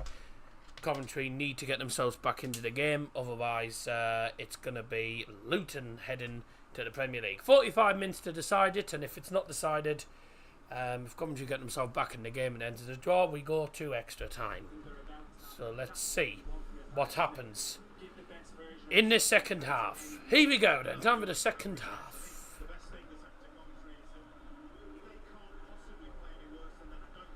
And Coventry coming back on, Luton coming back onto the pitch now. Half-time substitution brought to you by Davil Johnson going off for Coventry City. Is number 8.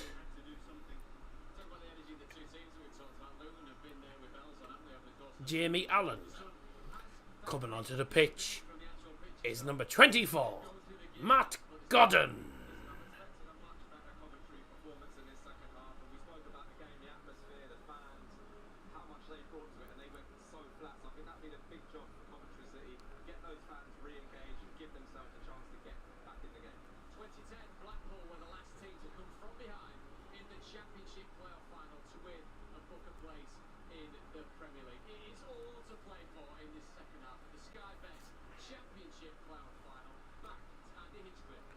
Second half to come. Here we go.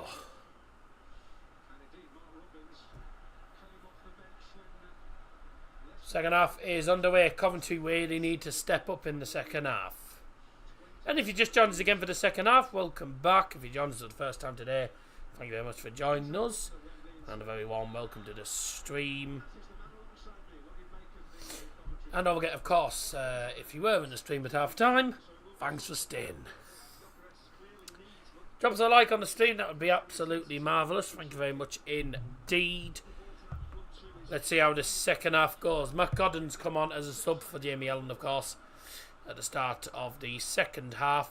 So an attacking sub by looks of it for Coventry. So they got Hamer, Godden and Victor Gyökeres now in the going forward. So this will be interesting. Clark in the penalty area for this Luton free kick. Yellow card for Luke McNally as well. So it's going to be Doughty on the left-hand side. He's going to swing it into the penalty area, and it's a bit of an out-swinging corner, actually. And it's headed away, headed forward again. Sleepy time, please speak in the ASMR mode. No. Sleepy time? I don't think so. 6 o'clock? I don't think so. Oh, God. Not at 6 o'clock. That's a good ball, actually. It was towards Godden. Luton again. Haven't made any subs at half time. That's a great ball forward. Carlton Morris. The flag hasn't gone up yet. It might do, though. That's a terrible shot. Bit of a poor shot, really, that in the end, wasn't it? But the offside flag did go up in the end. Defensive line, we're all watching the ball. There was no pressure on it. So if Morris times that forward run better, it's clearly on goal.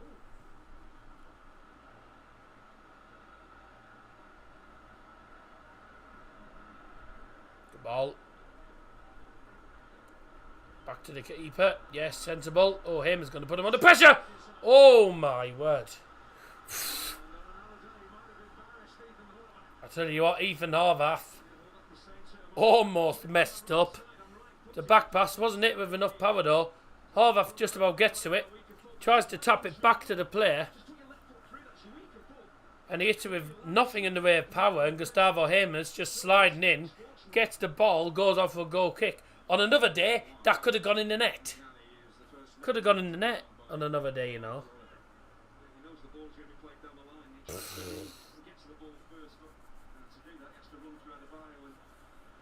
Could have gone anywhere, you know that. Ball. Lovely play. Good opportunity. To the right hand side. It's Godden. Back to Sheaf. Coventry starting to pick up the pace in the start of the second half now. Good play. That's a poor... Well, I was going to say it's a poor cross.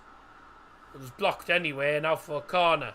And that gets the Sky Blue spirits up a little bit at the start of the second half. Coventry fans urging their team on at the start of the half.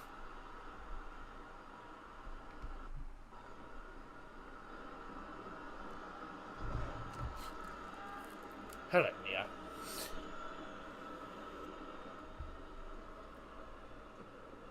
In the box on the Coventry corner, it's still in there. It's gone out for a goal kick. So a corner that came to nothing really in the end. Right. Up your nose, everyone. Luton have dropped 27 points from winning positions in the Championship this season, which is the most in the league. Yet they still get to a playoff final. Remarkable.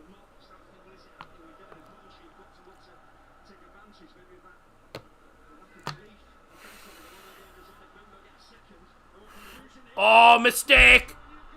If he can get that, oh, Victor Gyökeres putting a bit of pressure on them. Bit of a miscommunication between the defender and the goalkeeper, Ethan Horvath.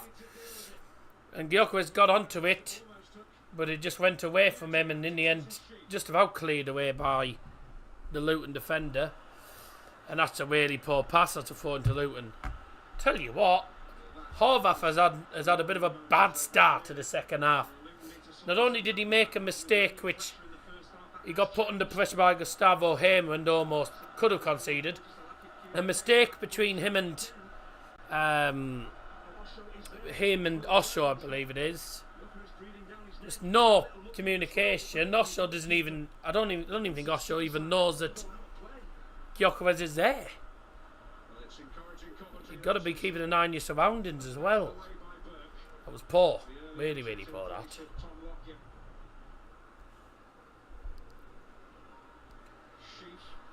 Not a bad ball, actually, but I think that's going to be a goal kick. Yeah, good defending. Very good defending, that.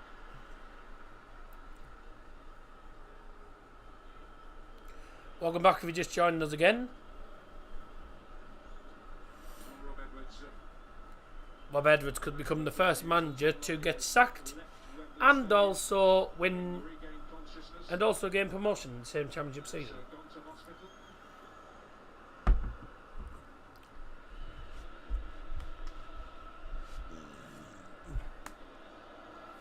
So what was that you just said there? Imagine I've got the news that Tom Lockyer has left Wembley Stadium, having regained consciousness. Okay, so Tom Lockyer, just for an update, obviously, Tom Lockyer is conscious, but he's been taken to one of the hospitals in London. I would assume most likely St George's, because that's the St George's is the it's like the biggest trauma centre, and in a way that is trauma. In a way, if he's either collapsed or if he's collapsed or he's fainted or some sort, you know, he's been taken to one of the probably one of the trauma centres. Wouldn't surprise me if it is St George's, because that's the main one in London. Unless there's one not far from Wembley, I don't know. There's a shot from Kelly. Bye.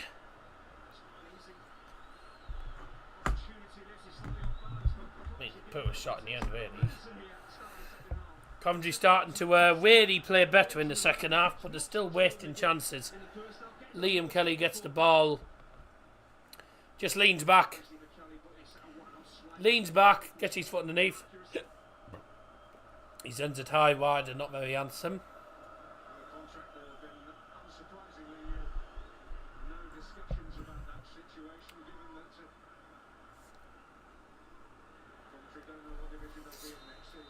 Two Luton players have gone down. I think they've both clashed. What's happened there? Did they both clash into each other?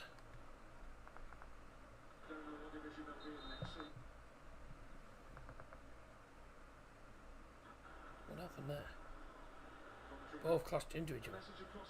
Oh, I was behind. What am I doing? I bloody went behind. Didn't go back forward, did I? The US always makes a decent batch of goalkeepers, but Horvath has never impressed me. Turner and Stefan are miles better. Fair enough, yeah. Gyökeres and Hamer's contracts expire next year. I reckon they'll both sign on for Coventry, though. I reckon they'll sign on, because they could do without losing them. To be honest, they're the two best players. And also Matty Godden.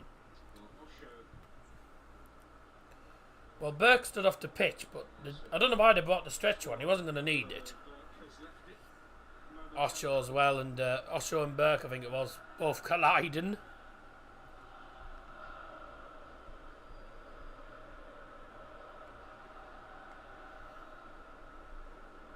Good ball forward, you know.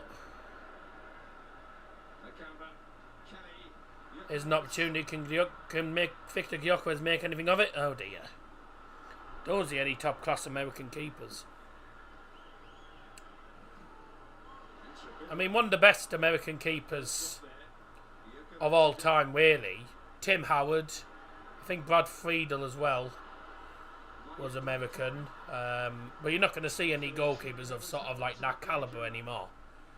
Tim Howard for me was the best one. I thought he was better than Brad Friedel. Was Brad Friedel American or? I'm not sure, but weirdly, Tim Howard's probably the best keeper you'll have seen USA-wise. Best US goalkeeper for a while, but you won't see anyone like his calibre in the US. Corner, ball came in, was blocked. They're okay, but never like Casey Keller from 2000s. Oh yeah, the Casey Keller, there's a name, yeah. That's a name I'd actually forgotten about, in fairness. Turner was good in Qatar, but maybe isn't elite, needs to leave Arsenal either way. No, he's not getting... I mean, put it this way, he's not going to start ahead of Aaron Ramsdale and go to Arsenal. I think a move to the Championship, to be honest, to him, I don't think that would be a bad move, really. You know, at least you'd get proper... You'd get game time. Friedel and Howard. Yeah, Brad Friedel and Howard, for me, two of the best keepers that the USA had. I don't exactly remember Casey Keller, to be honest. I mean, I wasn't really born until 2002, but I don't recall the name, in fairness, to be honest. But for me, I grew up with Tim Howard. When I was growing up, Tim Howard and Brad Friedel were the best American ones. But they were the American ones, and they were. I mean, they're better than the likes of Turner and Stefan, you know. Tim Howard was a legend, really. He was a good goalkeeper in the Premier League as well. So I think Tim Howard was probably the best. He's certainly the best I'd seen with regards to American keepers. In the second half, Mark Robin's team have definitely stepped up. Only 17% of the action has been in Coventry's third. So Luton are struggling now. Luton are having to defend it out. Coventry are really putting the pressure on them now. Oh, Coventry in the second half. Yeah, Tim Howard was a class keeper. I know he was very good goalkeeper for Everton as well back in the day.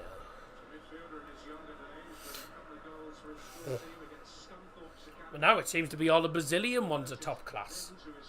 Really, Alisson. How on earth Alisson got into the team? How on earth Alisson got into the FIFA team this season and Edison didn't, when Edison's miles better than Alisson? Alisson's not been that good this season when he gets in team this season. How on earth Edison didn't get in, I will never know, because I think Edison's way better than Alisson is. Certainly this season. You know. I was glad that David De Gea and Ramsdale got in there, because Ramsdale and David De Gea certainly deserve to be in the team of the season, to be honest. I think Nick Pope in a way was robbed. Nick Pope was another keeper that I thought was robbed of a team of the season, because I think he's been class for Newcastle this season. Nick Pope, really starting to see the best of Nick Pope now. You know, I mean, there's a few keepers you could name that have been really good this season, you know, but the fact that Edison definitely wasn't in team of the season was just a robbery. I mean, they've won the league, for Christ's sake. You win the league and your goalkeeper is one of the best goalkeepers in the league, doesn't even get team of the season. You know, a bit ridiculous, really, isn't it? But I mean, I could go on all night, but I'd rather not, quite frankly. Anyways, back to the game. So we are almost a quarter of the way through the second half and almost at the hour mark. So we're nearly at the we're nearly a third into the second half, 2/3 of the way in through the game, almost at the hour mark. Yeah, just to confuse everyone. Now, if you want to go even further, a third of the way through the second half, 2/3 of the way through the game, and also 12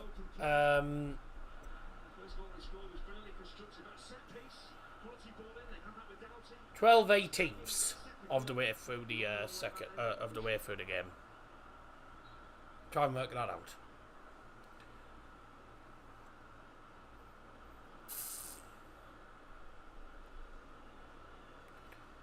Ball in for Luton.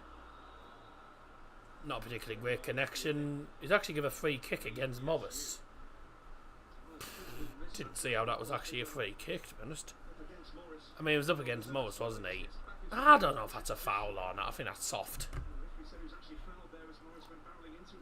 I think that was soft, that. They give a foul for that, you know. Anyway, 60 minutes in.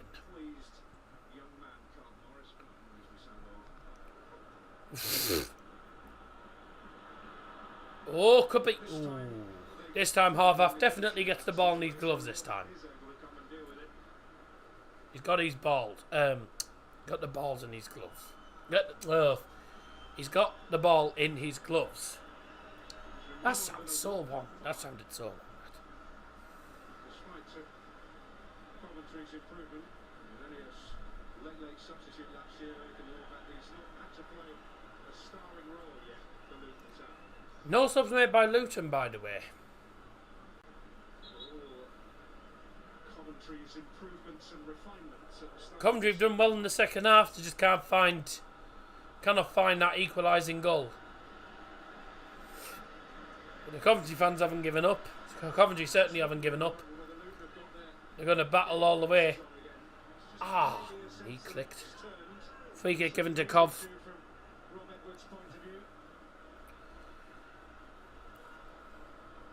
Ben Walton clears that for Coventry. I think Victor Gokka is trying to get onto that. Oh dear. Coventry's only way to score is through a Luton mistake. Yeah, most likely. I say these are two teams that have been rather organised. Well, they were both well organised in the playoffs, in fairness. Certainly Coventry, very well organised team.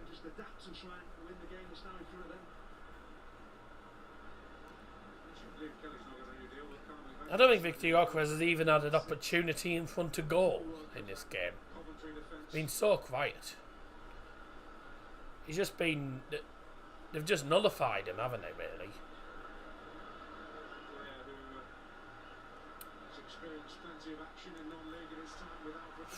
The clock's still ticking. Oh, bye! Tried to shoot from 35 yards when you're 1-0 down. How daft is that? Like, you'd normally say fair play for trying. You're 1-0 down, you're having to go from like 2 miles out. You know, that's nowhere near. It's gone straight into the crowd. Dear Lord. It's one of those moments where everything else you do would have been better.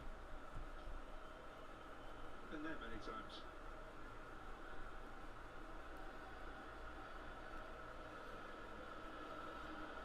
That was such a terrible.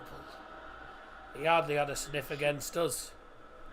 He had 1 or 2 opportunities against us, that was about it, but he wasn't that great against us, in fairness. Gustavo Hamer was the biggest threat, really, against us. See, we managed to nullify them. We nullified Gyökeres, but also Coventry managed to nullify Tube Rakpam in a way, no. Coventry grasping at straws. Tell me about it. Coventry fans are complaining they thought it should have been a throw to Cov, but it was a throw to Luton that was actually given.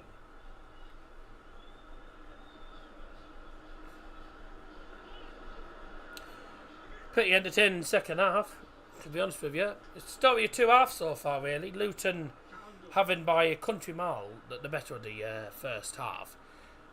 Coventry didn't really get going. Second half, Coventry have come out really responded well. They're piling on the pressure, and Luton at the minute are having to hang on. But they can get caught on the counter-attack. Coventry have already seen that. And here they come again, Luton. 3v3 coming forward here. Here's Morris on the right. Cross blocked. Corner. Lose their front 2 in the summer and Coventry get relegated no matter which league they win. And to be honest, well, let's be honest, if they lose the likes of if they lose Gyökeres and Hamer, then they've had it. Them two really are the reason why Coventry are in this position. You know, and also they've been decent defensively as well in the season, but going forward, it's been Gyökeres and Hamer. I mean, Matty Godden can still do do bits for them, but without Gyökeres and Hamer, you've lost loads of goals there. It's in the mix there. Back to the right. In swinging crosses. Cack!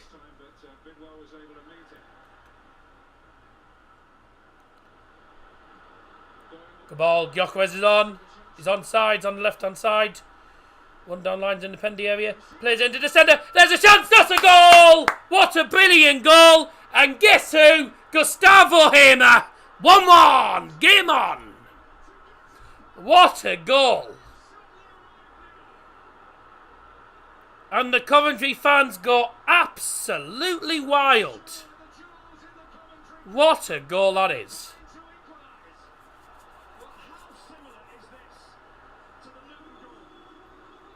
It's a simple breakaway. Simple breakaway. Long ball forward. Gyökeres plays a great pass into the centre. And it's a brilliant goal from Gustavo Hamer. Smashes it into the bottom corner. Yeah, keeper doesn't stand a chance, does he? Oh, it's a great goal. Yeah, into the box. Plays it to the right. Oh, yeah, smashed in. Like, the keeper's got no chance. I don't even think he sees it, does he? Keeper doesn't see it. Ah, through the defender's leg. Yeah, keeper stands no chance there. Gustavo Hamer. That's a great shot. Through the defender's leg as well. Bottom corner. Yeah, keeper doesn't stand a bloody chance there. That's a great goal. Goal scorer for Coventry City. Number 38. Gustavo Hamer.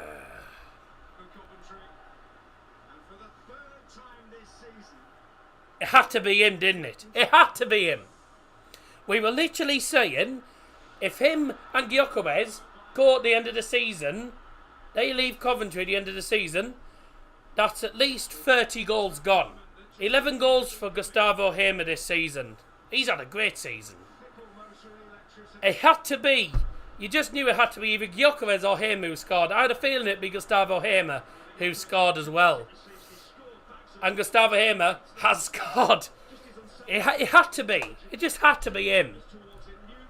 They've sent flares off as usual. The club will get fined for that now. You know, for that. Well, the Luton fans have all sat down in silence. Absolutely silenced.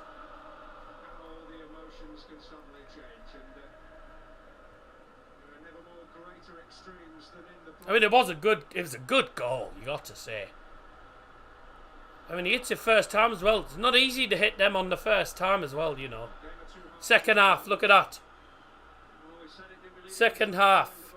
Sorry, that's the first half. First half, Coventry 1 shot, Luton 10. Second half, no shots for Luton, 4 for Coventry. And that's the first shot on target as well, in the match. And it's straight in the net. If it hadn't been on the pitch for the second leg, we'd have gone through.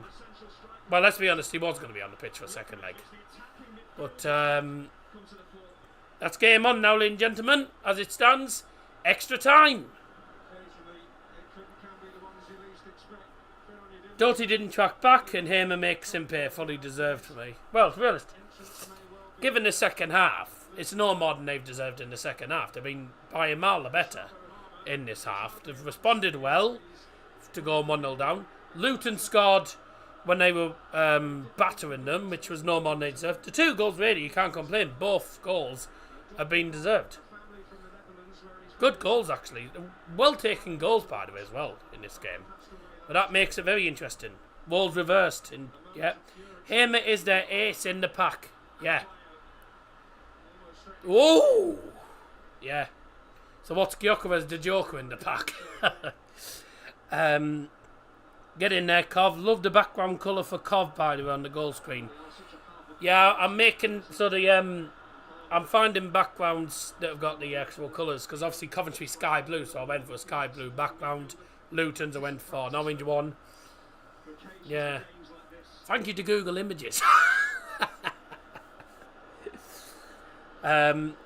Yeah, to be honest, once Gokovez was away, I had a feeling this was going to be dangerous. And then he just plays it. Hamer it just had to be Gustavo Hamer, didn't it? You just knew. If anyone was going to score for him, Gustavo Hamer. And it was all from a counter-attack. Both goals have come from counter-attacks. So I say that both teams are dangerous going forward on the counter-attacks. Coventry now have the advantage and... sorry, no, they don't have the advantage. Sorry. They now have the... what's the word? The momentum. They now have the momentum going forward. So it's going to be an interesting 20 minutes now, gotta say.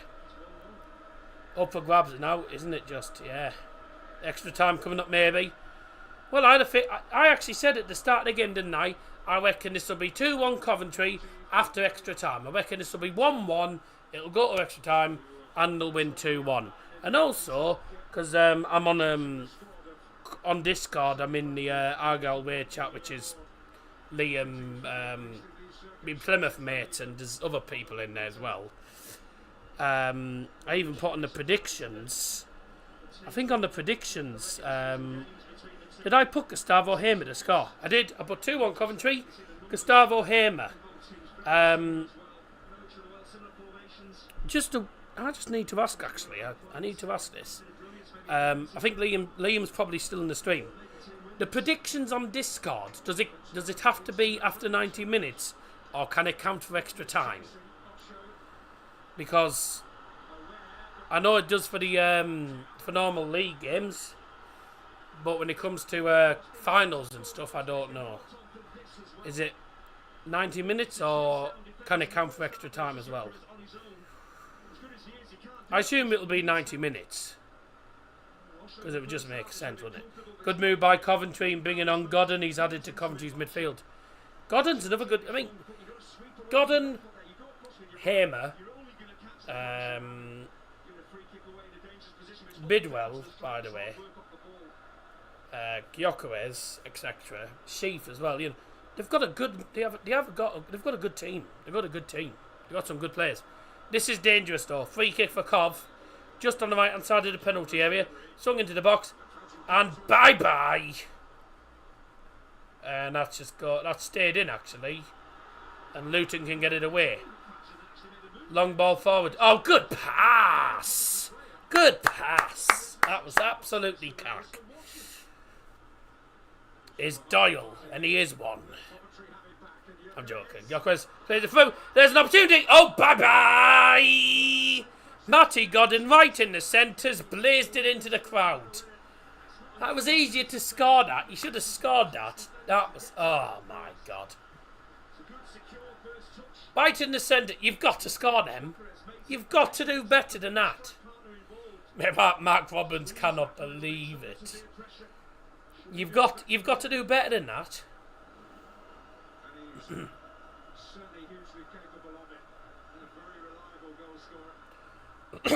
It's all Coventry now.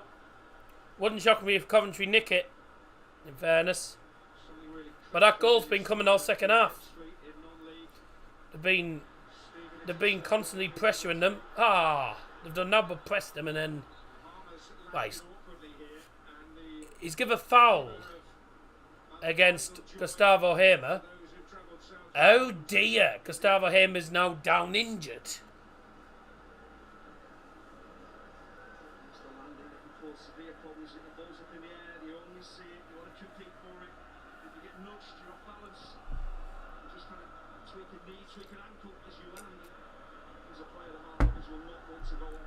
Oh my God, Godden, lol. I know.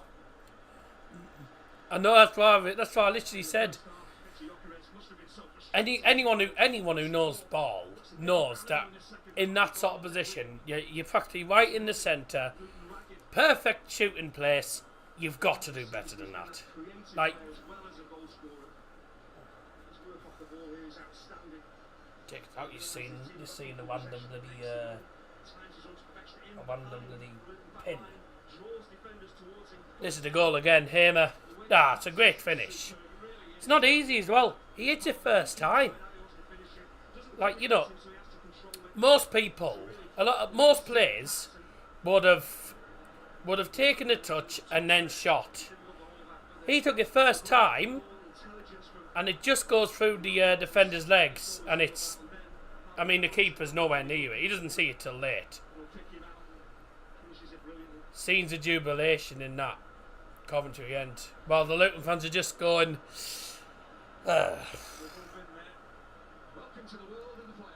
Welcome to the playoff finals. We've been and we've lost 2-0 to Norwich, and I know what it's like. You're like... another playoff final that we don't win. You know. Or another playoff, or more playoffs that we don't win. Gustavo Hamer's just getting some treatment. Looks like it's... well,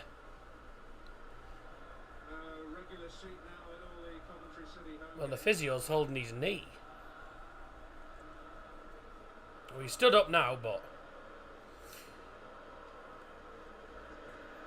so there'll be some added time then for this injury, obviously. Considerably blessed brains trust of Coventry City, Mark Robbins and Amy Vivac.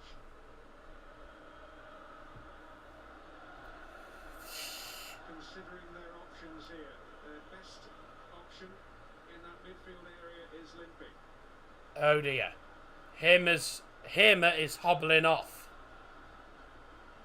which does not look a good sign. Let's have a look. Is it the foul? Is it? Oh!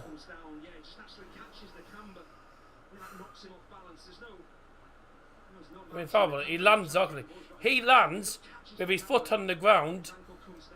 His foot goes down. It looks like he's rolled his ankle by the looks of it doing that.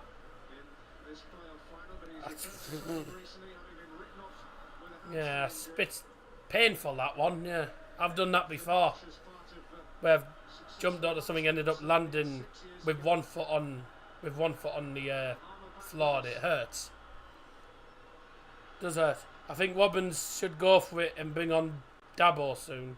I've read that differently, but same thing. Yeah, I wonder if we will see Dabo, to be honest. We normally do. He normally brings on Eccles as well at some point, so we'll see what happens. Gustavo Hamer's back on the pitch. He does not... He's going for it, I think. I don't think he's... I mean, he could do without going off, and I think so could Coventry. Hamer was injured against us. Yeah, but he stayed on, didn't he? He stayed on. But... it was a knee injury. Yeah, but he's... You know, he stayed on. Stayed on, didn't he? He's one of their key players. He's probably their key player in midfield. Ball forward is Cack. Luton going to swing it in towards the penalty area. Oh, straight into the gloves in the end of Ben Walton. Adebayo was leaping for the ball. Just missed it. I don't think Hamer will come off. Oh no, Hamer will be coming off now. He's gone down again. He's gone down again, which means that their key player in midfield will be heading off. There's no way he'll be carrying on now.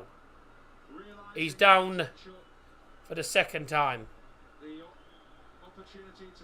He's going to come off. He'll have to come off now. He's gone down twice. The fans know it. That's one of their key midfielders and probably their biggest threat coming off the field there. Which is bad news for Coventry, because that's Gustavo Hamer, one of their key player, who's going to be heading off the field by the looks of it. You can't carry on. You've gone down twice with the same injury. They normally don't let them carry on. Oh yeah, Hamer's absolutely gutted. I don't blame him for being gutted, to be honest with you, because one of the biggest games in your life, and to have to come off due to injury is devastating. I know Luton will be very happy with that, to be honest. Luton will be happy. But he's been key to their success this season. And he looks gutted. I don't blame him. Mark Robbins just embracing him there. Yeah, gotta feel sorry for him. Good player. A really good player, and he's had to go off injured, which is... That's a shame for him. Really is a shame for him.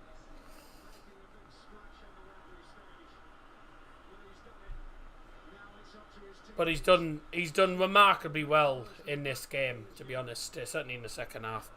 But that can really change things. Substitution brought to you by Double Johnson for Coventry City. Gone off is number 38, the goal scorer Gustavo Hamer. Coming on number 45, Casey Palmer. Substitution in the 80th minute. Changes things considerably. Aye, that's certainly that'll certainly change things. That's bad news for Coventry though. Really bad news for Coventry. Let's hope it's not a serious injury, because he's a very good player. He's a very good player.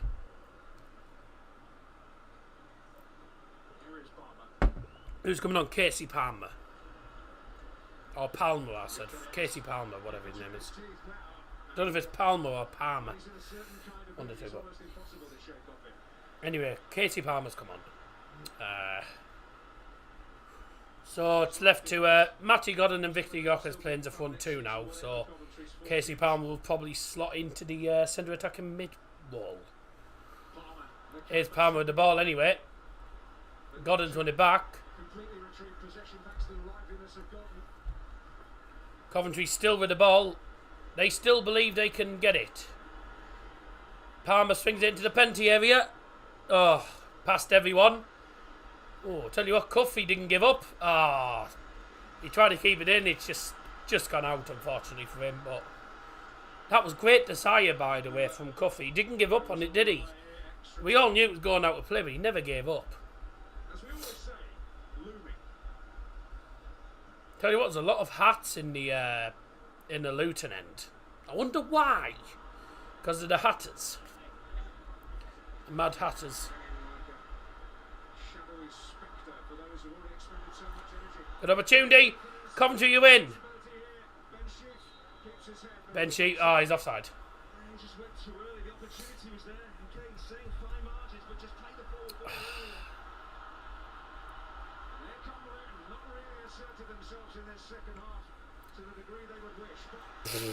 Corner for Luton. I reckon this will end up going to extra time, you know, which is what I predicted. Did anyone else predict it to go to extra time? It was me. Harry Doherty went 1-1. Elliot Ash went 4-4. Palmer has a goal threat. Yeah, he's not a bad player, is he, Casey Palmer? Decent player.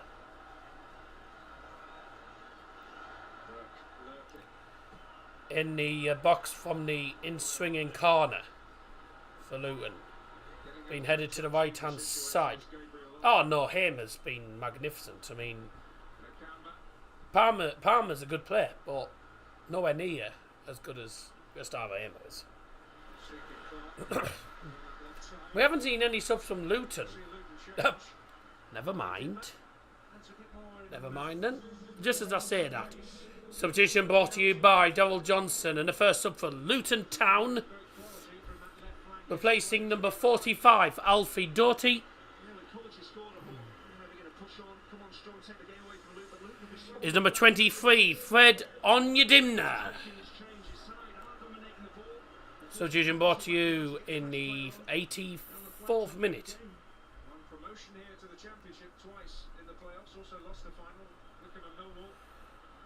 Oh, they win again. Oh! Do you know, there's supposed to be VAR in this. They said there was going to be VAR in the EFL Championship, in the Championship and the EFL finals. It's not being used. So is there VAR or is there not VAR? Set pieces are Luton's route to goal. Well, they showed that in the playoffs, didn't it, really? Showed that in the second leg, didn't it, against Sunderland? Scored from 2 set pieces. Well, then again, the goal they scored in the game wasn't from a set piece. That was on a counter-attack.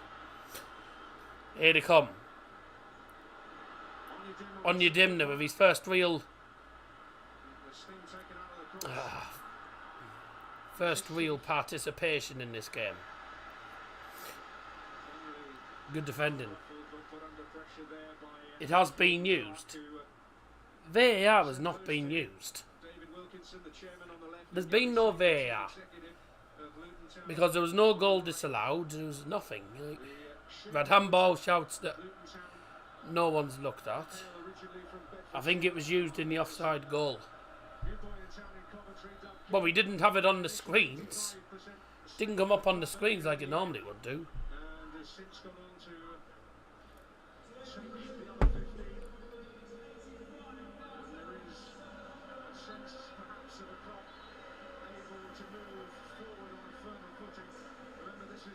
Match attendance of just over 85,700 in the stadium today. I didn't get the last two digits, but 85,700, so practically a sellout in a stadium that holds 90,000, so practically a sellout. And the empty seats are, well, they take out some seats, don't they? They take out a big section of the seats for segregation as well. So that's probably about 3,000, 2,000 or 3,000 at least in itself, and then seats in other bits of the ground as well. Both teams did sell out their allocations though. Good defending by Burke, I've got to say there. Really, really good defending from Burke. He's done alright since coming on for Luton. Well, there's a lot of tense faces there. A lot of nerves in the stadium. Oh my God. A bald guy's painted his head blue. Practically. A bald guy's painted his head dark blue. Looks like a bald cookie monster. Oh. Foul on Marvellous Nakamba. He hasn't been particularly marvellous in this game, no, has he? He's been okay. He hasn't been outstanding, though. Ball in was blocked brilliantly. Kelly swings it forward. Coventry can come forward. 3 versus 4 defenders. Ball down towards Matty Godden. Here's Victor Gyökeres. Sorry, I beg your pardon. Here's Matty Godden from Gyökeres. Gyökeres now gets past him, goes one way then the other, and then hits the shot on the left foot, which is blocked and goes into the keeper's gloves. Going to extra time as it stands. 2.5 minutes left, plus probably about 5 minutes of added time, or 5 or 6 minutes. But that goal from Coventry certainly made it very interesting. Matty Godden's... Victor Gyökeres' first shot, and it's took him 88 minutes to have one shot. That's how quiet he's been in this game. But he'll get the assist for the Gustavo Hima goal. Adebayo, who's had a decent game, to be honest.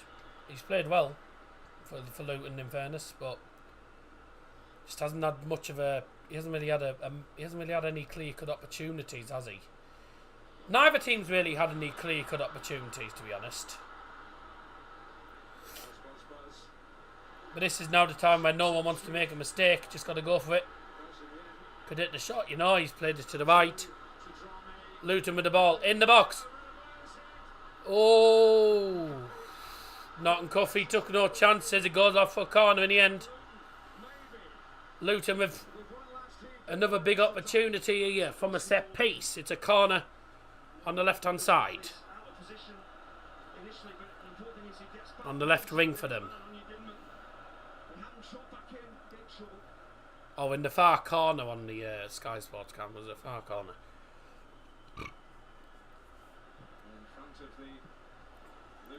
VAR was used in the 6th minute. Was it? Oh, well, we never saw it. I mean, we haven't had like, yeah, it was probably only used like for about 2 seconds. We haven't had it where it's like taken a while to get a decision or anything. We haven't seen much involvement really. Tackle. Adebayo wins a throw-in. Here we go. Time to see how much added time there's going to be in this second half. How much added time will there be at the end of the game? I reckon 5 or 6. Probably 6. Because of Hamer's injury. Hamer went down twice. Oh, the Wolves fan. yeah. There will be there will be a minimum of 8 minutes of added time. Again, 8 minutes. The fourth officials had an issue with the fourth officials just had an issue with the board, but 8 minutes added time is what's been said. Do you remember me? I've already said that. Yes, the Wolves fan. Yes.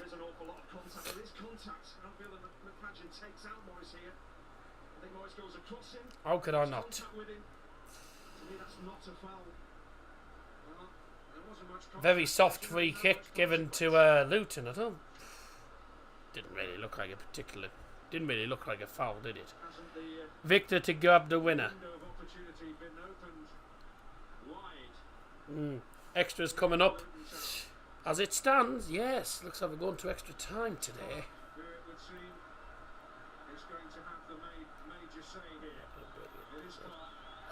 Bye! Well, that was a waste of time, and to be honest, justice, because that was such a soft foul. I don't even think it was, to be honest.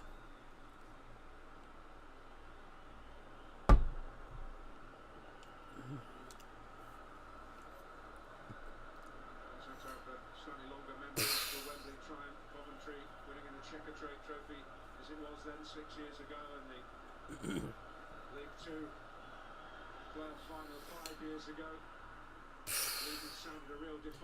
8 minutes is a nervy amount for Luton's. I think they're starting to crack.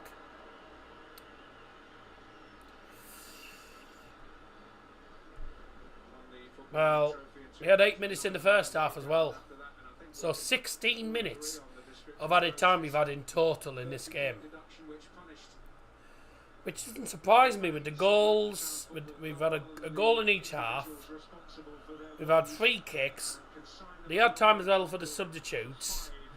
Don't forget, Hamer went down injured twice, so that'll have taken a bit of time as well. So, you know, someone put us out of our misery. Yeah, I reckon this is going to extra time, to be honest. Although, still 5.5 minutes. I said 7. God, I don't want even more extra time. Long ball.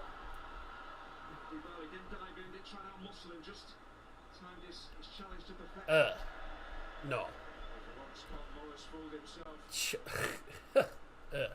Right. This has been a special season for him, Carlton Morris. Far away, his best in front of goal at Swansea. Remarkably, the last 12, he scored 4 with his right foot, 4 with his left foot, 4 headers. You just tuned in when stoppage time at the end of the second half, and as things stand, we are going to be playing 30 minutes of extra time, which is, of course, for those who don't know, which is, of course, 15 minutes for the first half, plus normally 1 or 2 minutes of added time. Then it's a quick break, and then another 15 minutes plus added time in the second period, and then if there's no winner, we go to a penalty shootout to decide who goes to the Premier League. Worst way to lose a player final. But it does sometimes happen where we go to penalty shootouts in the Championship player final. It's happened before. I think the last time that happened, though, was Huddersfield beating Reading, I think it was. The last time it was decided on penalties. Back in 2017, if I'm not mistaken. I think that's the last time at the penalties in Championship player final. Correct me if I'm incorrect. Or correct me if I'm wrong, I don't know. Bye! That's gone to the corner flag. Oh dear. When was that? Look at it. light bulb popped, didn't it, above his head. I've got a moment of glory here. Championship player finals. The canvas tries to intercept, doesn't. Looks like he'll be the hero, and I think early in the game you've got to pass the ball, but at this stage, belt it goal, we'll see what happens. I think that was the thinking of the man who scored the most famous goal at this very stadium, Jeff Hurst, in 1966. He admitted he was actually thinking car. What were the last? When he struck the ball. Let's have a look. When was the last time it went to penalties? History. Do you know the playoffs only started? The playoffs only started in 1987.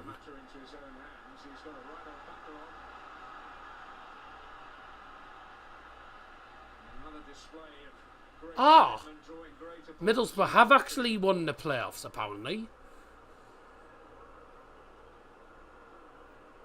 Back in 1988.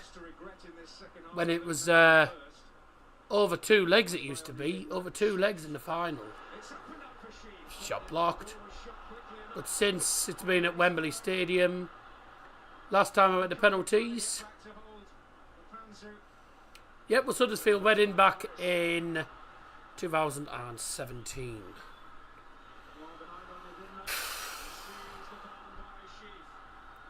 2 minutes to go. Foul! Free kick Luton. They've taken it quickly as well. It's certainly told there against the starting chief. This is the Panzu. Good shoot, you know, yeah. And Panzu could have a go. Sure, he'd love to have a shot at glory. I was going to say, you should have just had a go, really. Adebayo. Says Adebayo. Not had many opportunities in this game, but he's done all right. There's a shot blocked. 1988. Yeah, that's when Middlesbrough last won the league. That's when we last won the playoffs. I never knew that Borough had actually won the championship playoffs, to be honest with you. I'd never known that. Well, I never knew actually, but 1987 was the first one, and Borough won it. Borough actually beat Chelsea in 1988. Here's an opportunity. Morris getting forward. Good defending. That's going to go straight back to the keeper. Yeah, that's great defending. Gary Hamilton either. Indeed. Well, is there going to be one moment of genuine bravery in these final seconds? So close to extra time. Luton Town got to the semi. Luton Town were semi-finalists of the playoffs last season as well. So they could go one. They've gone one better and got to the final and could win it. Have either of these ever won championship playoffs? You've got to give Mark Robbins a lot of credit. He realised in that first half his team were getting dominated. They should have been 2 or 3 down. They weren't. He reacted. So the last penalty shootout in the championship playoffs was Reading versus Huddersfield, 2017. That is full time. Final score at Wembley Stadium. Coventry City 1, Luton Town 1. We will go to 30 minutes of extra time in a couple of minutes.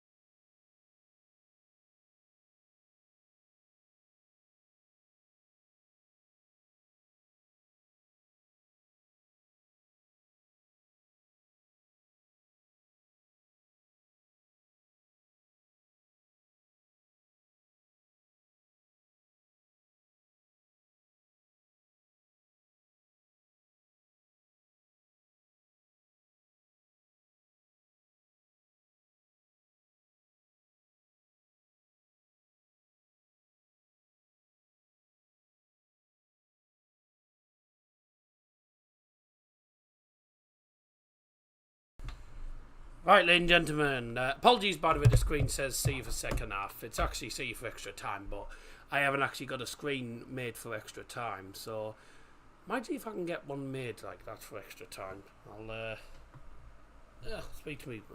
I'll speak to my brother-in-law about it, because it makes sense for these finals and stuff. Anyways, but there's no guarantees that they all go to extra time. You never know. But for the first time since, well, how long? Well, for the first time since 2020, Fulham versus Brentford, this has gone to extra time. Coventry 1, Luton 1. Again, a game of two halves. Really, a game of two halves. We had Coventry getting battered by Luton in the first half. Luton went into half time a goal up. And, well, second half, Coventry came out, played a lot better, got themselves an equaliser, which they fully deserved. They lost their key player, Gustavo Hermodo, due to injury. But also Luton have lost Tom Lockyer in the first half to injury as well. 16 minutes of added time in total. And which means we've got... And we still have another 30 minutes because of this being a draw. We go to extra time. If there's no winner, by the way, at the end of the 120 minutes, we will be going straight to penalties. I got the goal scorer right on Discord. Whee!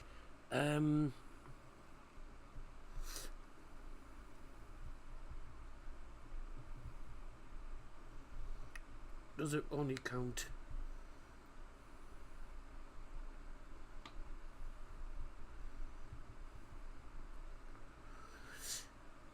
Because if that's the case, then I put 2 on Coventry. I didn't know if it would mean.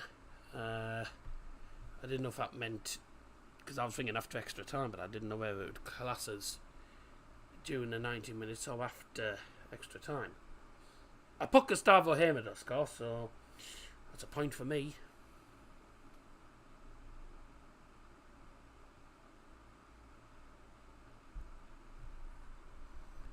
Oh, right. If Cov win, that's 4 points for me.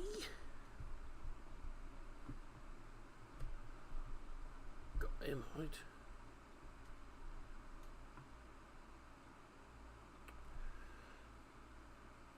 I assume there must be an update needed or something for OBS. I'll have a look after the stream, because it's doing this every stream for some reason. It must need an update or something. I'll have a look after the stream, because I haven't got time now, so I'm doing the game. Right, time for the first half of extra time to commence.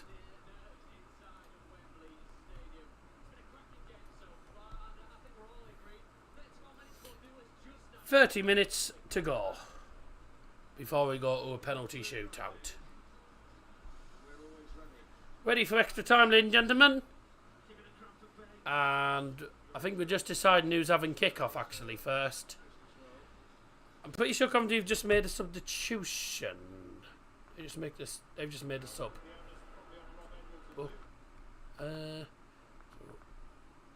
23. Double.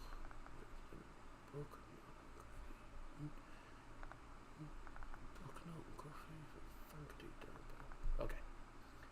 Right, Coventry will have kick-off in extra time. Once again, best of luck to both teams in extra time. Here we go. Who will win the first playoff of the weekend? This bank holiday weekend. First period of extra time is underway.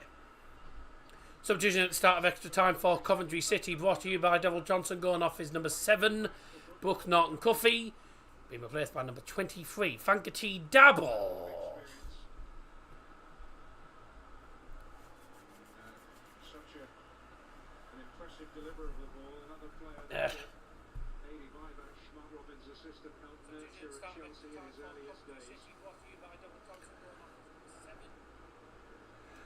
Penalties yet? No, we've still got 30 minutes of extra time to do, mate. Bobbins needs to go for it. Bring on Darbo, see if he can provide a goal. 1-1, I think that's lucky for Coventry. They could have been down and out in that first half. There's an opportunity. Oh, Gyökeres with a shot on the half volley. I mean, the keeper didn't actually get it in his gloves at the first attempt. He only parried it. It was a long throw from the keeper. That's a great long throw from the keeper, actually. Could have been a keeper assist, that. Dear me. Pens is a crapshoot. Yeah. Hello, hello, Sam McNeil. I wondered if you were going to join at some point today.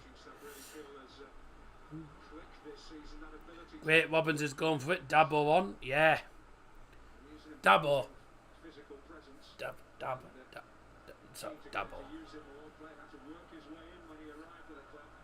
That's Dabo. Sorry, that's Dabo, isn't it? Ah.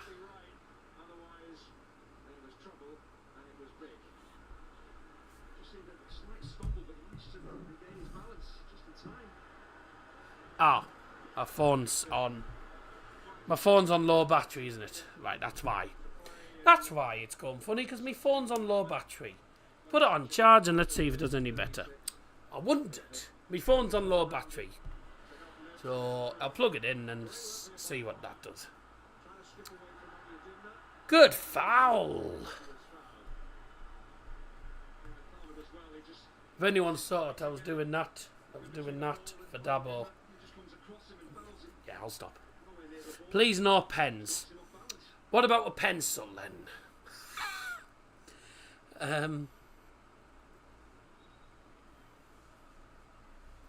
I once saw someone let off a flare, with a pen. He got banned for pyrotechnics. Sorry. Pyrotechnics. Oh, it's in there. Oh dear. Comes to nothing in the end.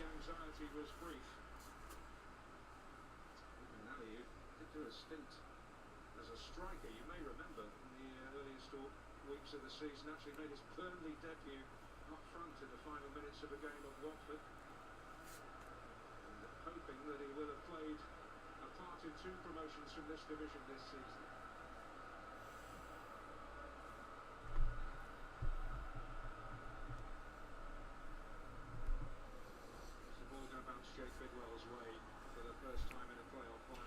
I mean, 2 ticks.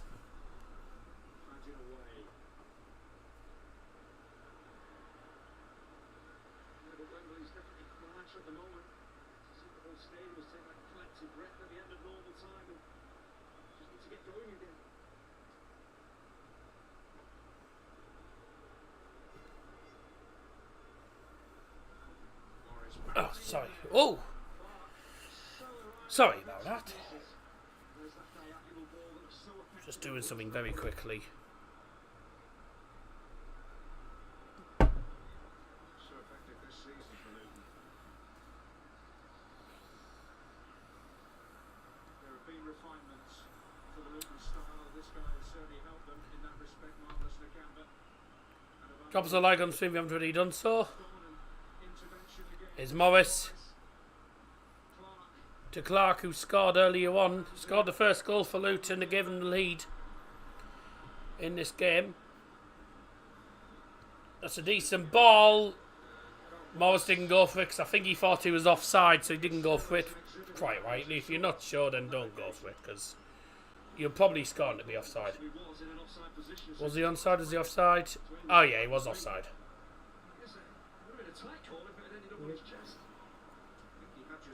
He was offside, actually. Coventry's defenders just moved up and he was in an offside position in the end. So he did the right thing by not going for it, to be honest. Understandable, if you're in an offside position, you don't really want to go for the ball. But then again, if he'd have scored, then could have been interesting. It's still in there. Clark into the centre. Into the centre from Adebayo, but great reading from Ben Sheaf. He's had a decent game as well. Here come Coventry coming forward then. Casey Palmer to, I think, Matty Godden, that is. He goes down from the tackle.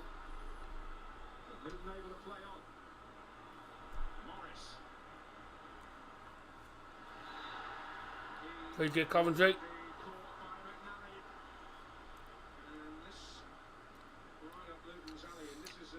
McAnally needs to be careful. He's already on the yellow card. With quality, and also there might be a few tired minds to exploit. It's clever from Carlton Morris because he kind of shapes, feigns that he's going to cross the ball. That tempts McNally in to try and block that cross, and then as he just flips the ball behind him, McNally takes him out.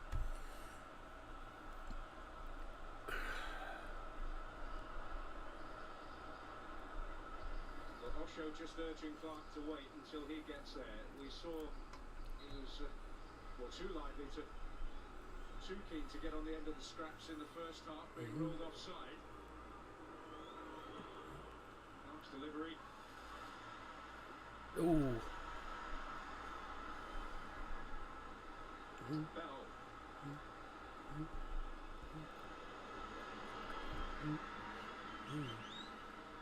Luton poised to make a midfield change very shortly.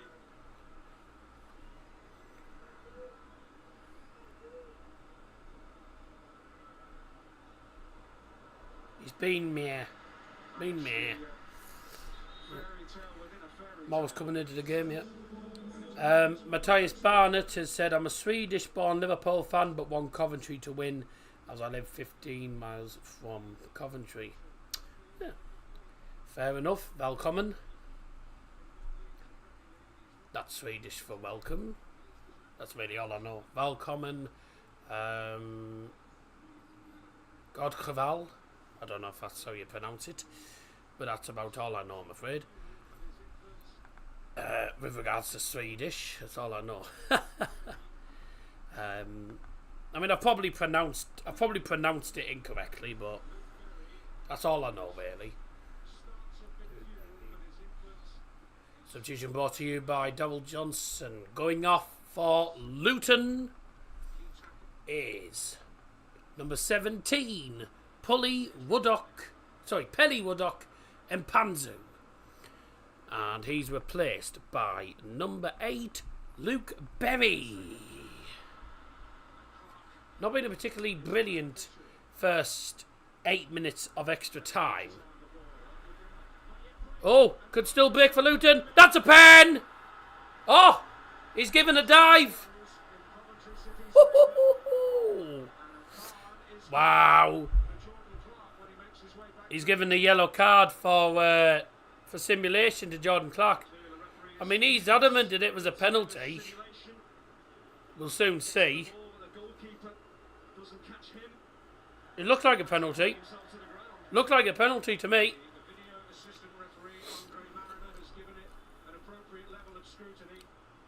Oh, yeah.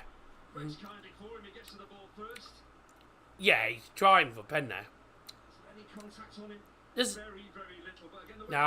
very minimal contact. There's not all in the way of contact, really. Yeah, it's not all in the way of contact, so yeah, it's the right decision, actually. Nothing in the way of contact in that. To be honest. So yellow card for Jordan Clark for simulation. Hey.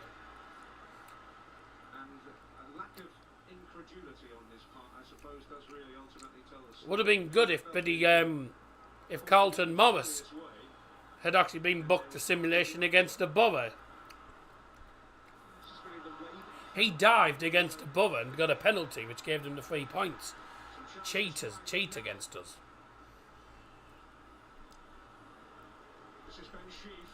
Is this still live? I fell asleep. Oh yeah. Wait extra time, mate.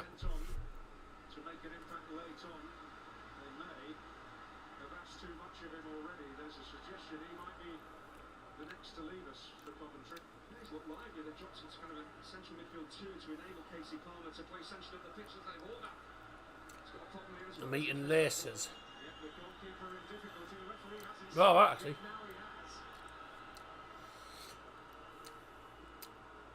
Ethan Orvath, the Luton keeper's actually gone down injured, which means he's gone down injured. He's feeling his hamstring, which means let's have a look here.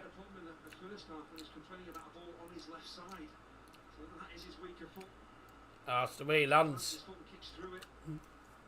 puts his foot down, and this is the way he puts his foot down. He immediately signals to the bench, and he's pointing to his hamstring, which means it's a hamstring issue. Yeah, a hamstring issue. Yeah, it is. It's a hamstring issue.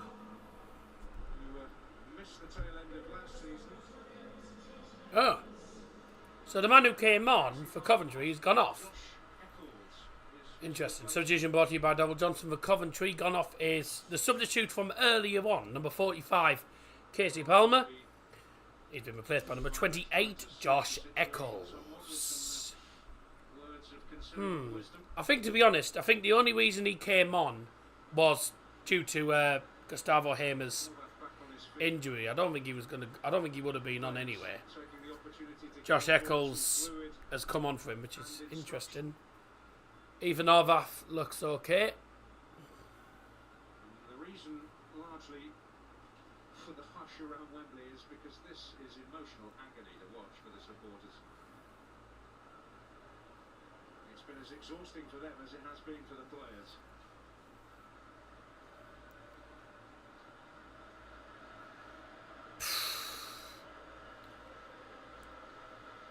It's all tense at Wembley today. A lot of tension in the air. Well, you can imagine it, can't you? Biggest game of their lives for these fans. Biggest game of their lives. Certainly for Luton. This is Luton's first player final in the Championship.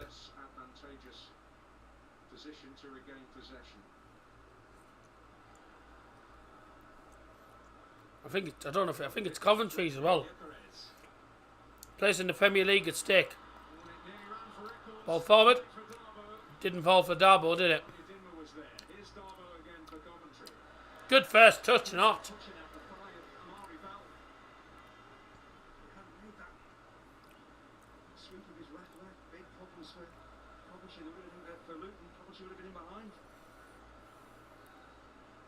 Moved to that position on a permanent basis.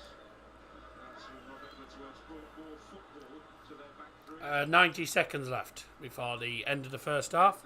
Marvellous Nakamba offering a greater degree of protection in front. There's more opportunity for him to indulge himself. He's nearly went up my nose. fullback or wingback more than anything else. Nearly went up my nose, that did. Up your nose.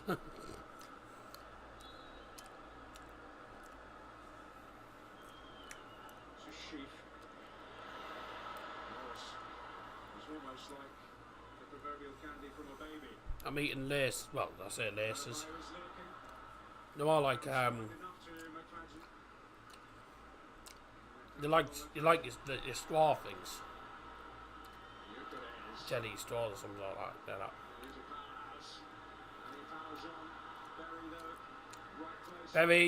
Very good. Very good. So you only get this on this channel.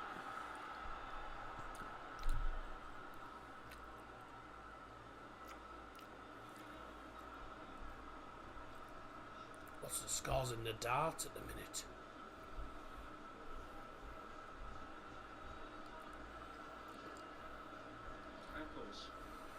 What's the dart scores at the moment?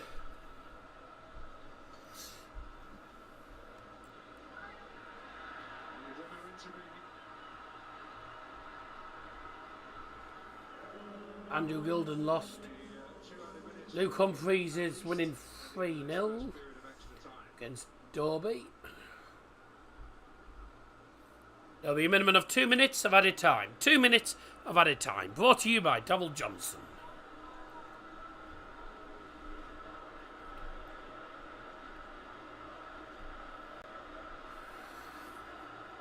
I think this goes to penalties, this. Oh, Coventry maybe nick it late on. I don't know. A goal now would be brilliant. Here's Liam Kelly. Goes for the shot. That's terrible. Poor shot. Yeah, Mark Robbins just going. Mark Robbins literally just going. That was terrible, that. That was a terrible shot.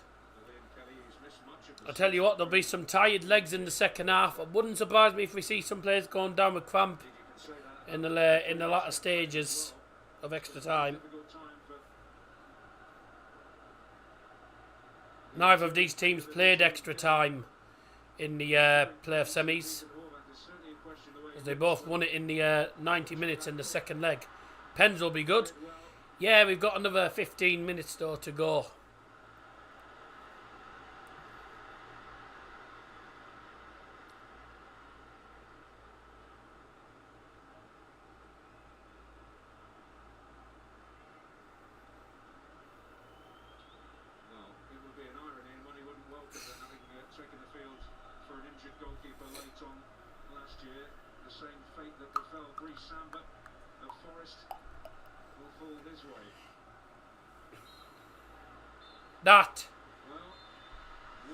That is 105 minutes played. 15 minutes to go in the second half. Yeah, probably been these mega chippy. I know. So the second half coming up, and this really is it. Someone has to step up to the mark, otherwise we'll be going to a penalty shootout. Well, I'll tell you what a decent, entertaining, pretty entertaining 105 minutes of football. Both teams will be absolutely done in, but they still need to play for 15 minutes more before it comes down to nerves of steel. Will anyone step up? Or will we be going to a penalty shootout? Yeah, we are still going on, Elliot. It's in extra time at the minute. Clark, yellow card. You see, I thought this was a penalty at first. Because I thought it was going to be a pen at first, and then the referee gave it as a simulation. Yeah, there's nowhere near enough contact for it to be a pen. Yes, it's not a particularly... Yeah, there's a slight contact, if that, but to be honest, Michael Oliver can see it clearly, and the experience he has, he knew it was simulation. Like, it was never, really, I even saw in the replay, it was never going to be a penalty, that in a million years. Should have been our two teams at Wembley today. Would love to make Bubba cry on telly. You'd have probably lost. Hopefully, but... Nah, to be honest, it's one of them things. Are they waiting for you to walk the dog? No. To be honest though, mate, it is what it is. Both of us just bottled it, so at least we can get another Teesweir derby next season. I'll be looking forward to hopefully 3 points at home and a point at yours rather than a bloody defeat at yours this time. But I said the Teesweir derby's always a decent game normally.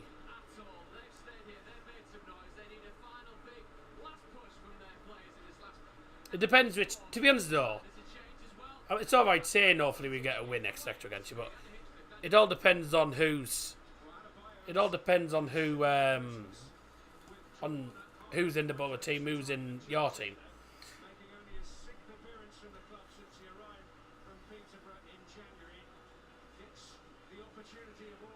I'll be fair, you handled losing to Coventry a lot better than I thought. Respectful throughout, so props for that.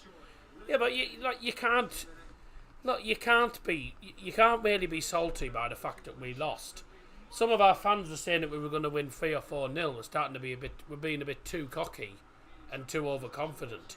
I knew all along, with Borough's playoff record, we never win the playoffs, and I just had a feeling Coventry would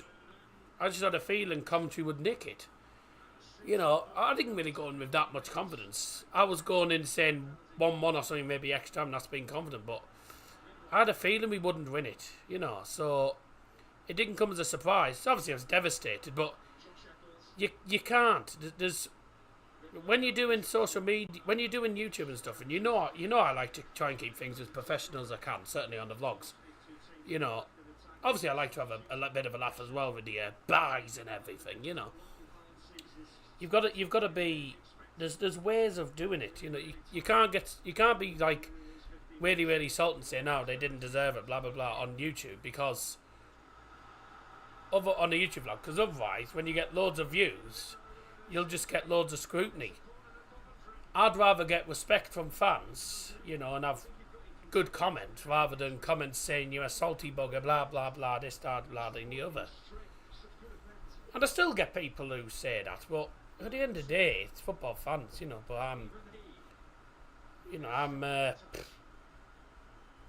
I like to try and keep it as respectable as I can, you know. I was very annoyed at the fact that we lost to Burnley in a game that we probably shouldn't have lost, but you know, you got to say congratulations on them. You got to be respectful, you know. Congratulate them on the achievement because it was a big achievement for them. They've never got to a championship. They've never even got to a championship playoff. So there you go, and then they got to a final. How many of these 22 get in the Southampton team? Gyökeres and either goalkeeper for me. Probably Gyökeres, Hamer.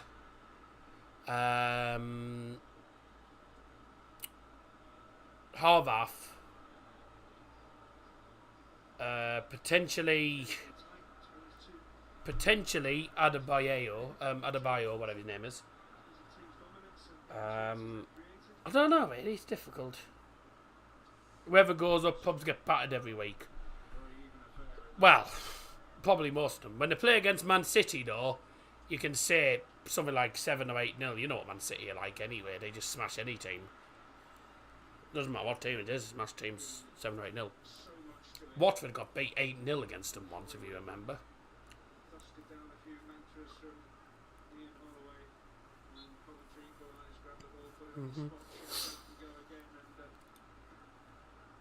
I don't think they'll get battered every week.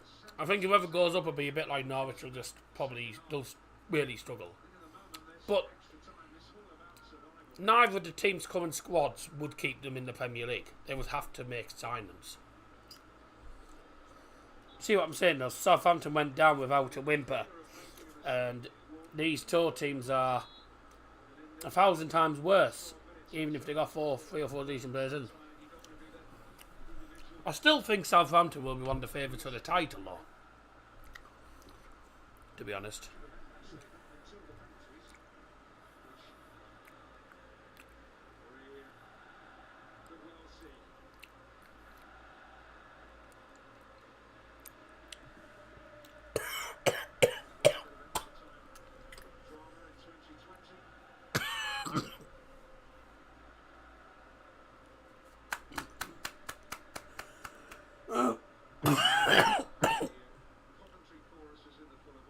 Sorry.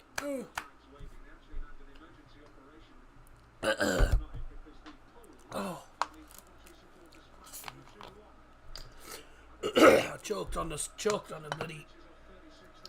Choked on a sweet. Oh dear. 2 seconds. I'll get back to the comments in a minute. Dear. Oh God. Hate that. Oh.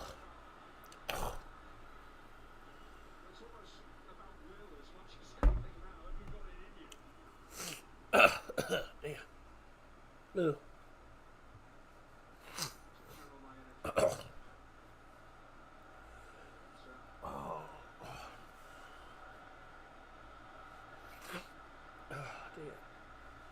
Oh dear.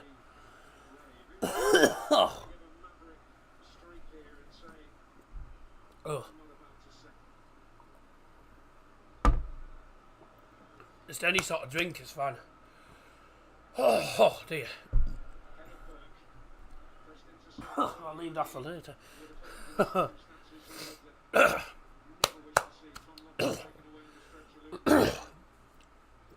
Apologies to everyone there.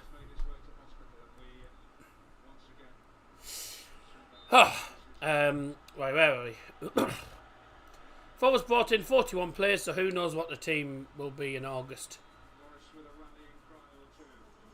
To be honest, I reckon some of their current players will go though. I don't know. We'll see what happens though. No more smoking. I don't smoke, mate. I was choking on something. If Bubba went up, you'd say the same thing.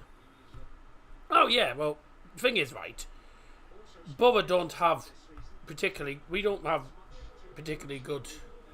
Our recruitment isn't particularly brilliant. And then Steve Gibson doesn't... Steve Gibson doesn't like buying players. He doesn't like spending money. We got a chairman who mainly just keeps holding money and doesn't put that much into the actual club. So we can never sign any players properly. That's why majority of the players we got this season were either free agents or were on loan. You know. This is the thing.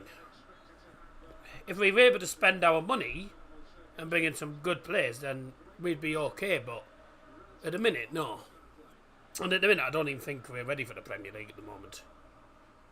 Because last time we didn't. Last time we were lucky not to finish bottom. At least we finished above Sunderland when we went down. That was interesting, yeah. Newcastle went down. We went up. Then both us and Sunderland went down. Newcastle went back up. It was really in a circle. A few players feeling the hamstrings. You'd get battered. Oh, well. Having said that, I was going to say Man City would beat us, but Man City under Pep Guardiola have not beaten us in the Premier League. You know, I think we'd struggle in the Prem, but I say we need. If we do go up though, we need proper. We'll need proper signings. You know, we'll need good signings. We'll need proper backing from the owner. Gibson's gonna have to really get his really wallet out for once. Get his fingers out of his wallet. I was gonna say that by mistake. Need to get his wallet out and actually start spending.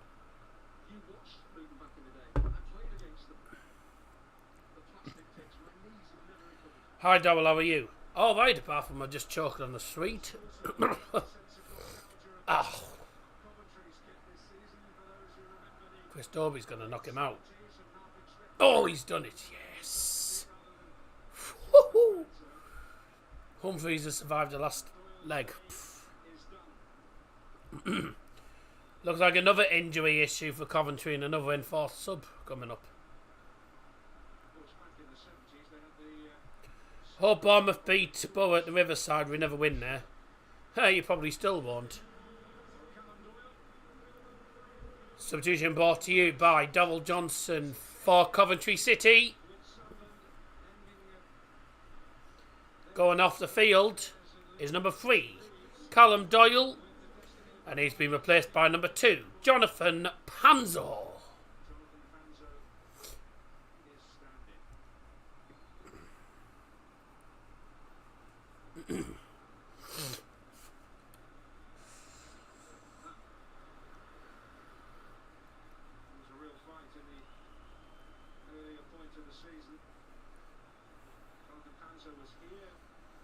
I think we might see some goals tomorrow in the Carlisle Stockport final. Two teams that can definitely score goals. Without a shadow of a doubt, scored quite a few this season. Stockport looking for back-to-back promotions under Challoner and all.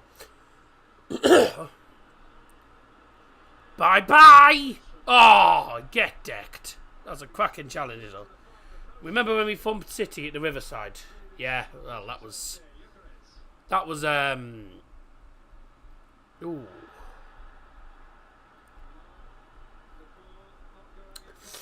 Yeah, that was back before oil money, though, you got to remember. How many goals did Akpom score this season? Well, in all competitions, I think he scored 29 goals this season. 29 goals in all competitions. He was top scorer in the Championship as well. So, that's not bad going, you know.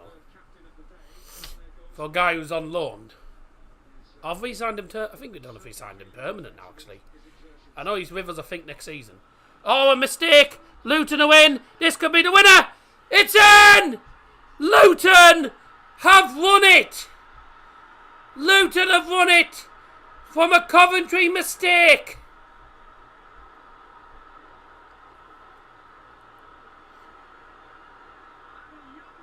Oh my word! And it's Panzo as well. He's just come on the pitch. Comes on the pitch and he makes an absolute howler. And Luton have the lead with the final 3.5 minutes to go. A mistake. Ah.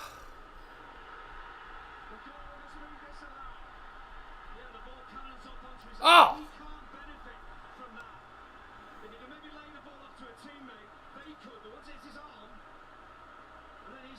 Handball disallowed. Oh, don't you love this? Yeah, it's a mistake, but I mean, oh, it's handball. Yeah,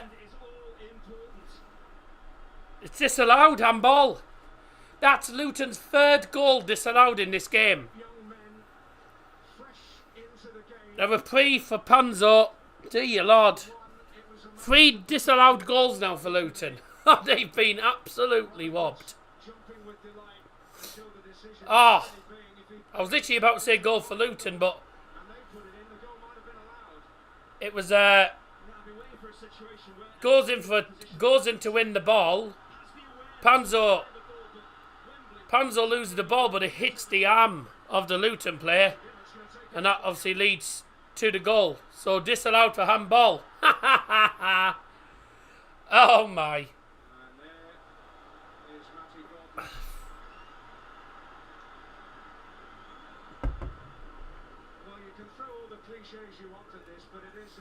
This.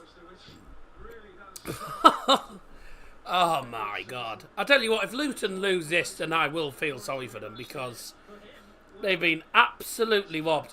3 disallowed goals. 2 for handball, 1 for offside. Oh. There's not much really you can do either with it, but it's here's handball disallowed. Dear God.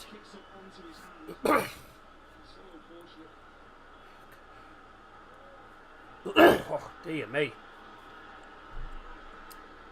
Welcome to the player finals.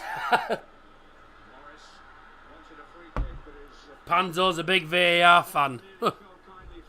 He will be after this. Who was it with the goal, by the way? I don't even know who scored the goal for them, to be honest. Morris has kept that in. Ay, dear me. What was this? Who scored it?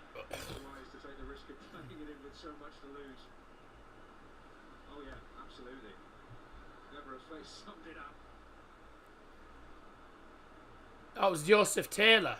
Oh, he came on at half time. I didn't even realise. Never mind. Joseph Taylor was the one who scored, and he came on at half time for Adebayo. I completely forgot that sub had even been made. Attendance 85,711, so just over 85,700. That's pretty good for a championship final. There'll be 2 minutes by the sounds of it. We'll see what happens.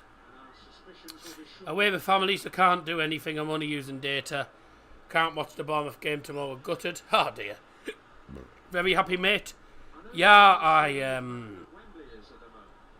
oh God. No, Luton haven't won then. No. 2 minutes at a time. Brought to you by Devil Johnson. 2 minutes at a time. No, it wasn't Clark. Oh man. So what was VAR disallowed it? We didn't see though. At least we are safe, thank God. I know. But if Everton beat you, then that's Leeds and Leicester down. Can't believe we won the league. What an achievement! 11 years in a row. Mate, I kid you not. Right? I kid you not. I thought, genuinely, the title had gone. It was a mixture of my nerves were loveless. Dortmund were 2-0 down, so I was like, thank you, that's us winning the title. Bayern scored as well. I was like, yes, that's the title in the bag. Thank you very much. Dortmund get one back. I was like, here we go. Köln equalised from the penalty spot. So I was like, yeah, well, we've had it now. Dortmund equalise last minute, which didn't really mean much. Musiala scores last minute. I was like, ha, get in. Oh, mixture of a really mixture of emotions today. It was such a nerve-wracking day of Bundesliga football. Unbelievable. I mean, I'm pleased for Bayern, but it's one of the most undeserved titles we've got, because we did not whatsoever deserve to win that league this season. We did not deserve to win it this season. Been rather poor for a lot of the season. And then obviously with what's been going on. I thought Bayern had fluffed it when they lost to Leipzig. But somehow not. Ooh. That, ladies and gentlemen. Yeah, 2018-19. Ladies and gentlemen, that is it. 120 minutes of enthralling, I was trying to say, enthralling content. Are you going to a Bayern game this year, mate? I doubt I'll be able to get to it again. Cost us too much to go for the day, with a few days. Cost us a lot of money, to be honest, to do it. So I doubt I'll be able to afford it again. Well, I tell you what, God, what a game. 120 minutes of enthralling, tense football. 3 disallowed goals for Luton. And it's 1-1 at the end of extra time. It cost us about, in total, when you got the travel, the accommodation. Well, we did it through Hayes Travel, didn't we? We did it through agency. We got bed and breakfast Monday to Friday. The return flights, the flight there, the flight back, the hotel accommodations, plus if you include the price of food in Munich, which was a lot as well. Also the price of the tickets. You know, it cost us probably about £1,000. It cost us probably about £1,000 in total, and that was just Monday to Friday to go and watch one game. And obviously I paid for the tickets. It cost me €100 for the bloody two, though, because they were €50 each. How much was it made for the food? Very expensive. The average was about €10 to €15 for a meal. You know, it cost me and Dad about €30 for meals. You know, every day, every time. It was ridiculous. So, and Munich's one of the most expensive places apparently in Germany. So, you know, but we had a nice time. I don't think we'd be able to do it again though. I don't think it would happen, quite frankly. But at least I can say that I've been to a Bayern game. Did you get a bratwurst?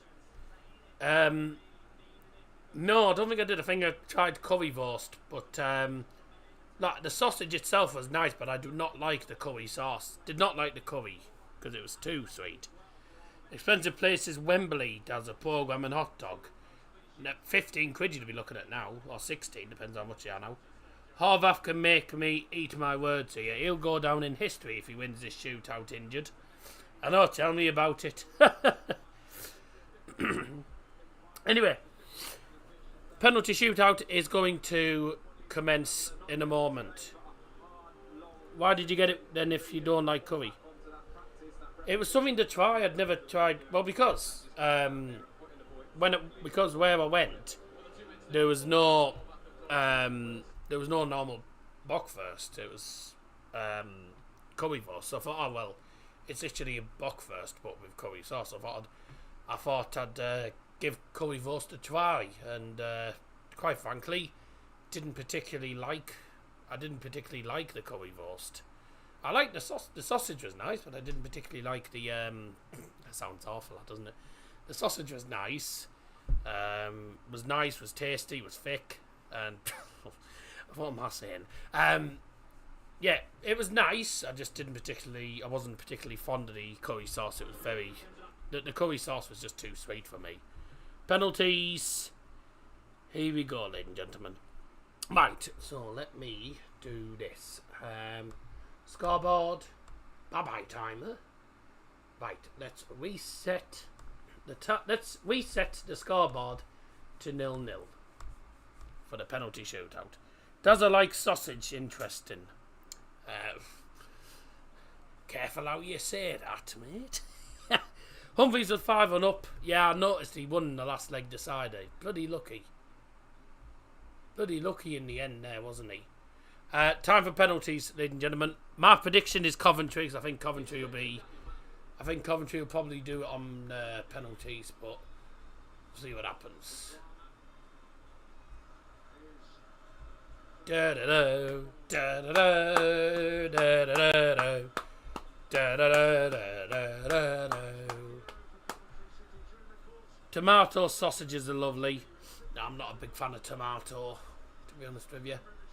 I'm alright with tomato sauce, I just don't particularly like tomatoes in general, quite frankly. Who's this?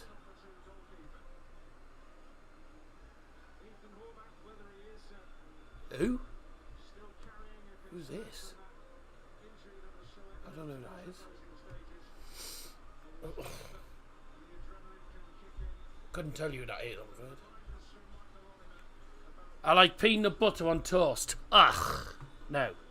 Gyökeres to miss, but Coventry keeper to save one, and Luton pen goes wide. Coventry win 4-3. Oh, right. So it's ended 1-1 after extra time, which means Harry Doherty has got the predictions right today. He went for 1-1 today, and obviously your predictions counted for extra time as well. I was closer to 2-1. So Harry Doherty won, so well done to Harry. And if you got it wrong, tough. Time for penalty shootout, ladies and gentlemen. Let's see what happens. I'm not a big peanut butter fan, to be honest with you. So there you go. Let's see what happens. So, penalty is going to be taken in front of the Luton fans. In Sweden, we eat cheese on toast, then add jam on top. Oh, right. Well, I like cheese and toast and stuff, but I wouldn't put... I don't think I'd know anyone who would put jam on top of it, but never mind. Everyone is different in different countries. Time for the first penalty, and it's going to be taken for Luton by Carlton Morris. Ethan Arvath, by the way. Ben Walton, by the way, is in goal for them. You're a boring eater, mate. I'm just a very fussy eater, simple as that. I'm just very fussy eater, mate. Imagine how much stress you'd be in that stadium. No. Ben Wilson in goal. Carlton Morris, cool penalty, 1-0 Luton. I like cheese spread and jam. Oh, okay.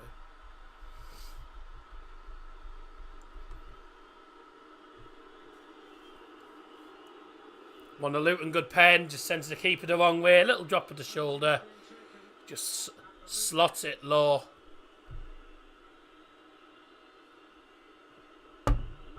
Coventry's first penalty is going to be taken by substitute Matt Godden. I like basketball as well. That's nice. Coventry's first penalty, is going to be taken by Matt Godden. Matt Godden against Ethan Harvath. 1-1. Keeper goes the wrong way and he just dispatches it straight into the far corner. Good goal. Good penalty, I beg your pardon. Good penalty. 1-1. And did you know Harvath's biggest career moment was saving a pen against Mexico to win the Gold Cup? The more you know. All right. Yeah, I didn't know. Thanks for that. Wobbly legs time. It's Taylor. He scored the goal in extra time, which was then disallowed for handball from him. It's him versus Ben Walton. Taylor with Luton's second pen. Right-footed. Ooh! Almost saved by the keeper. Just goes underneath him and into the back of the net.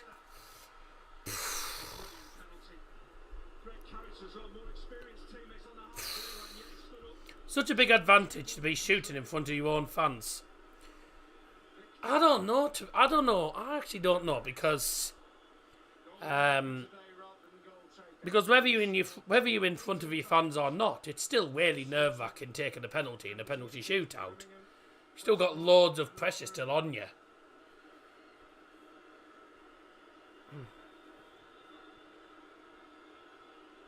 So, you know. Victor Gyökeres, I think this is. Straight down the middle. Smashed it down the middle. So far, 3 good penalties and one that was almost saved by Ben Walton.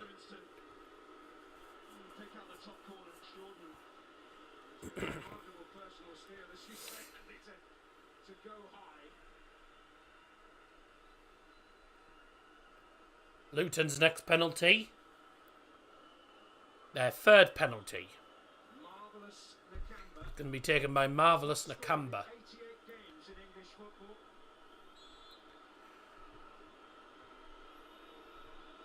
Marvellous Nakamba with the next pen for Luton. Oh, cool as you like. Inside the foot shot. Low. Into the far corner. Keeper goes the wrong way. That's a really good pen. That is really, really a good penalty. Cool as you like.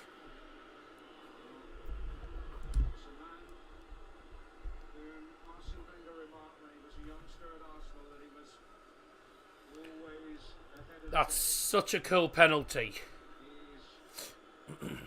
With so much pressure as well. Coventry's next penalty is going to be taken by Ben Sheaf. Ben Sheaf versus Horvath. It's going to be a right-footed pen. Good pen. Horvath does dive the right way, but it's too high for him and it's in the back of the net. Good penalty.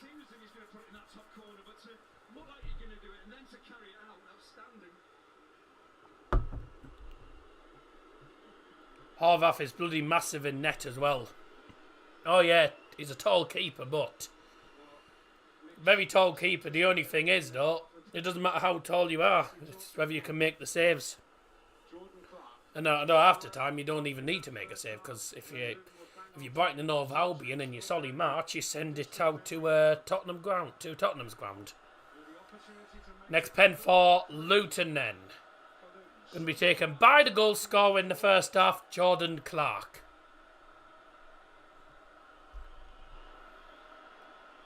Some nervous faces. Oh, it's a good pen. It's practically in the side of the net. It's a great penalty.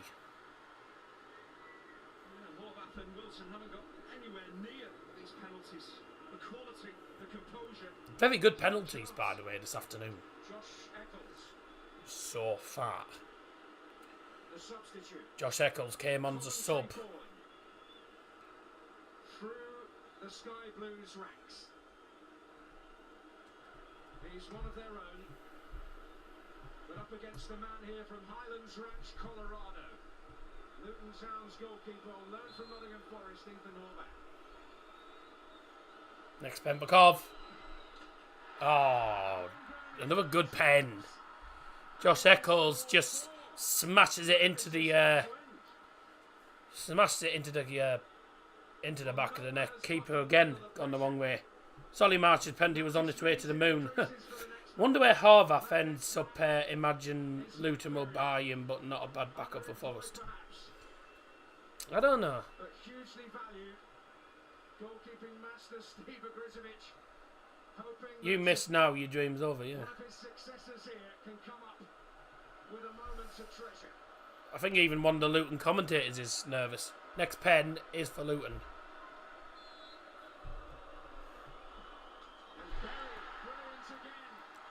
Luke Berry, brilliant pen. Just smashed in. Really good penalties. And that penalty, I've got to say, very good. Very good. A lot of them have just been beaten for power, yeah. All going the same way, but too much power. They made their way up from League Two. Can he ensure that Coventry City survive in this penalty competition? He must. This is match point. Match point now. Fifth and final penalty for Coventry. Ah, cool. Liam Kelly, cool as you like. Just low. Keeper goes the wrong way. 5-all. Same way, yeah. 5 apiece. We are going to sudden death. Dun dun dun. Sudden death. Put it this way, whoever's first to miss is likely to lose. Dan Pot with the next penalty for Luton. Good pen. Low into the bottom corner. Sends the keeper the wrong way again. Again. Yeah. It always seems to be the same corner, doesn't it? I tell you what, by the way, these are some good pens. Advantage of Luton in sudden death.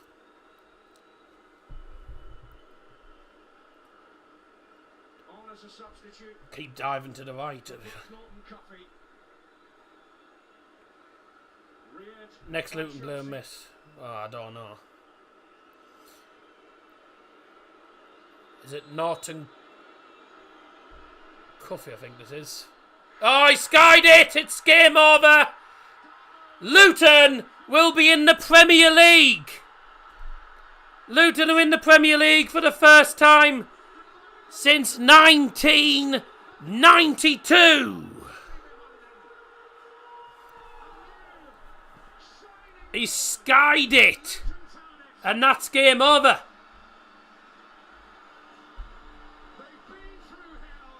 Oh. That's devastating. That's absolutely devastating for that's devastating for Coventry, that. So Borough will play Coventry again next season. Luton and their ground, which a lot of people, which really is probably not even suitable for the Prem, are in the Premier League.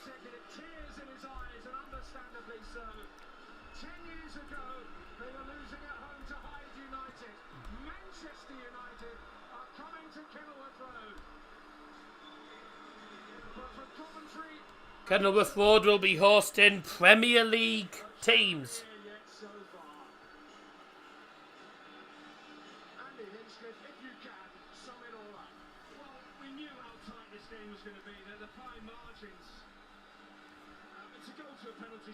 Well, fair enough.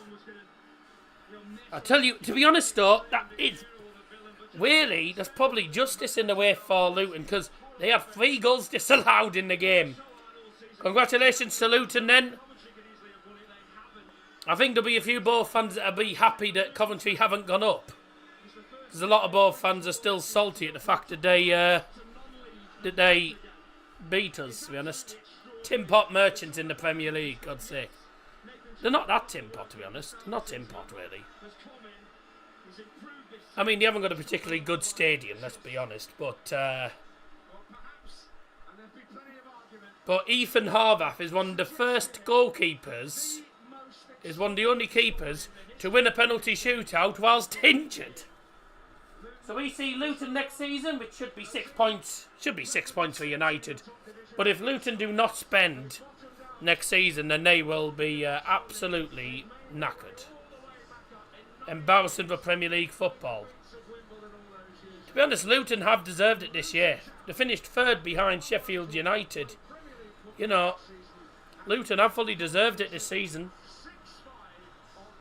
6-5 on penalties. Luton promoted to the Premier League. Bah, Well, they won't spend because they're poorer than Norwich. Tell me about it. They're finishing bottom, that's for sure. Well, you never know. Look at some of the teams that have come up. You know, look at Bournemouth with their bloody awful 10,000-seater stadium. You know, look what they've done. They're still in the Premier League, so you know, anything can happen. But I think to be honest though, I did say whoever wins this will most likely struggle next season. Coventry can feel our pain. There's rumours that Luton will have to share grounds with MK Dons. That'll go down well. But if they have to share ground with MK Dons, then dear me. That's what I'm saying. Their ground, I'd been told, wasn't suitable for the Premier League. For some reason, I don't know what it is. But either way, I mean, they'll struggle against the likes of City, Liverpool. I mean, I can't see them getting points against the top 6 teams. But, you know, got to say congratulations to them. You know, they've... I mean, to be honest, they probably deserved it. 3 disallowed goals, and then they held their nerve in the penalty shootout.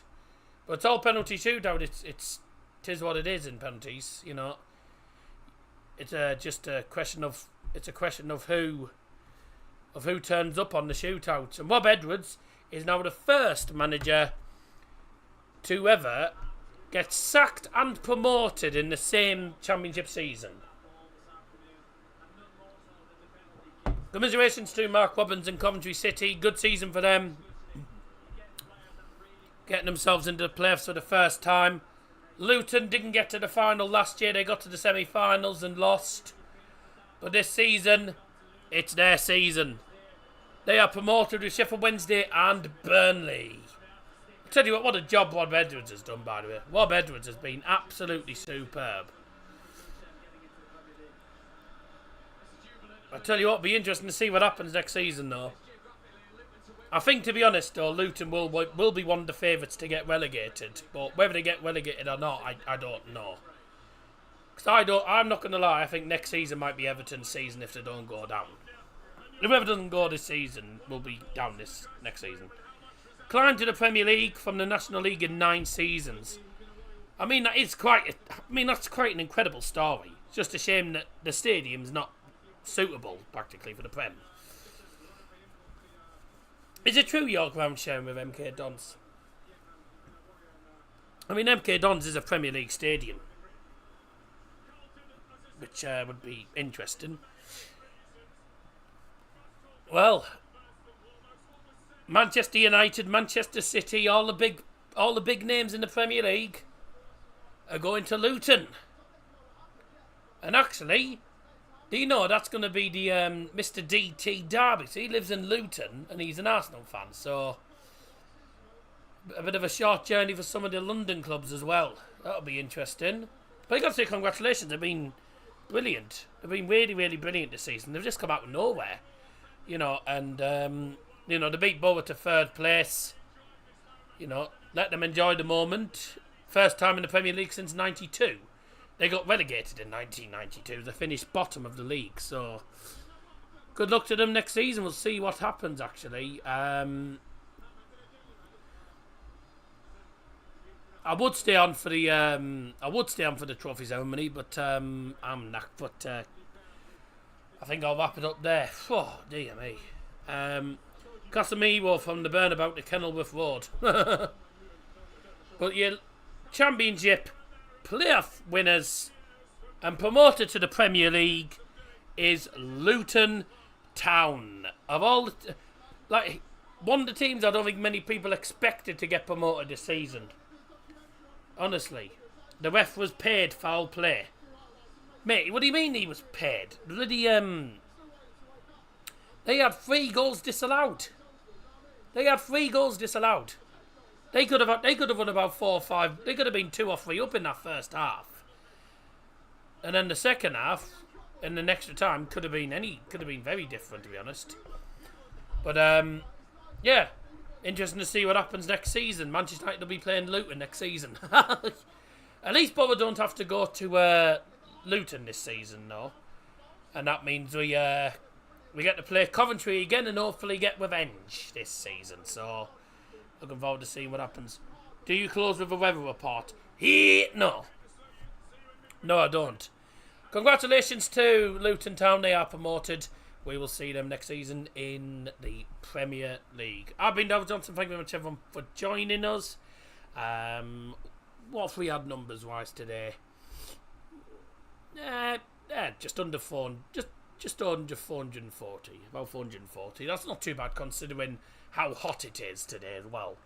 And there'll probably have been a few people doing this, but I'm back again tomorrow afternoon with the 1:30 kickoff, I think it is, with the League 2 playoff final between another Northern team, Carlisle, taking on Manchester side Stockport. So it's two teams from the northwest going to Wembley. Will be interesting to see what happens there. Thank you very much for joining. I shall see you tomorrow afternoon. Right. Bye.